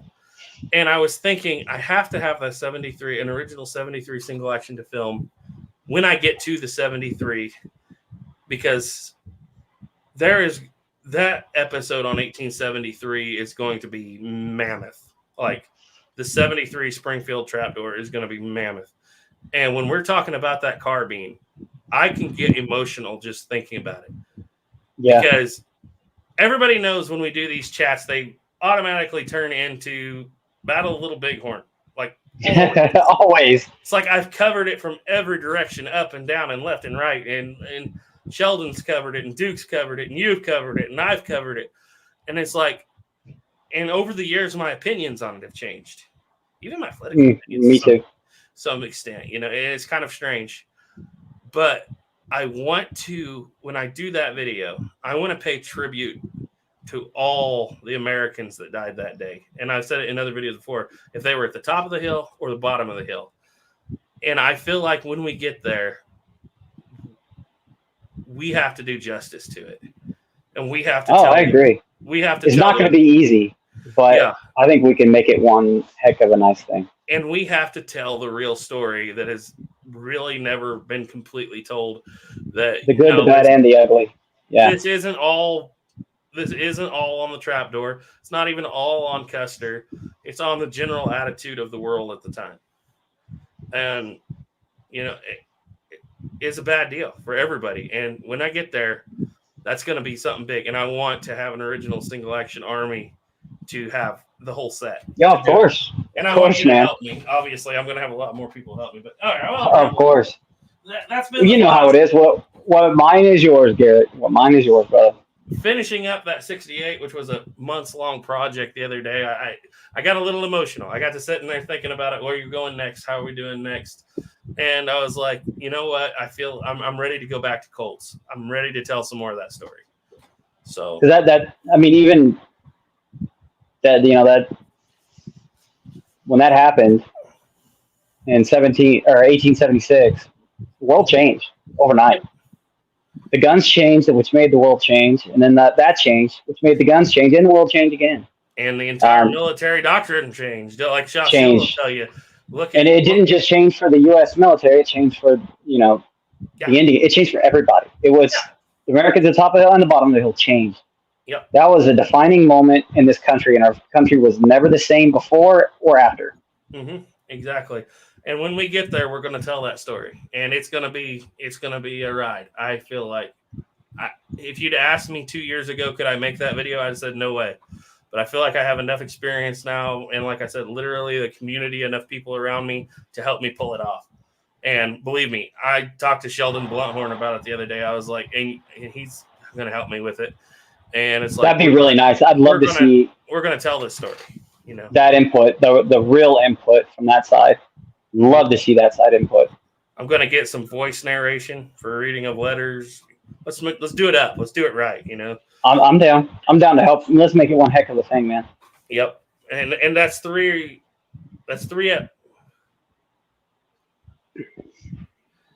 episodes from now. So I hope to get there by this winter. So I hope so. That'd be a lot of fun, especially if we can do it right. Yep. Well, I've gone 10 minutes over what I said I was going to go. So anyway. All right, guys. I think we're going to end this. You got anything to say, Snapper? No. As a matter of fact, this was a lot of fun. It's been a long time since just me and you. Mm-hmm. And it's a lot of fun, man. I always forget how much fun it is. We topped out at over 70 people between all the channels at one point. Yeah. That's awesome, dude. Yeah. I appreciate everybody still in the chat, by the way. Thanks for hanging out with us. And hopefully we'll see you guys in the next one.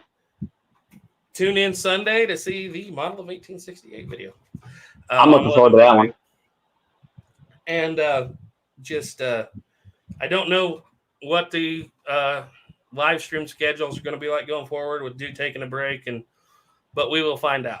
And I don't know if we'll have one next week or not. We'll get with him. But anyway, as always, guys, trust in God. Keep your powder dry. Bye. Bye.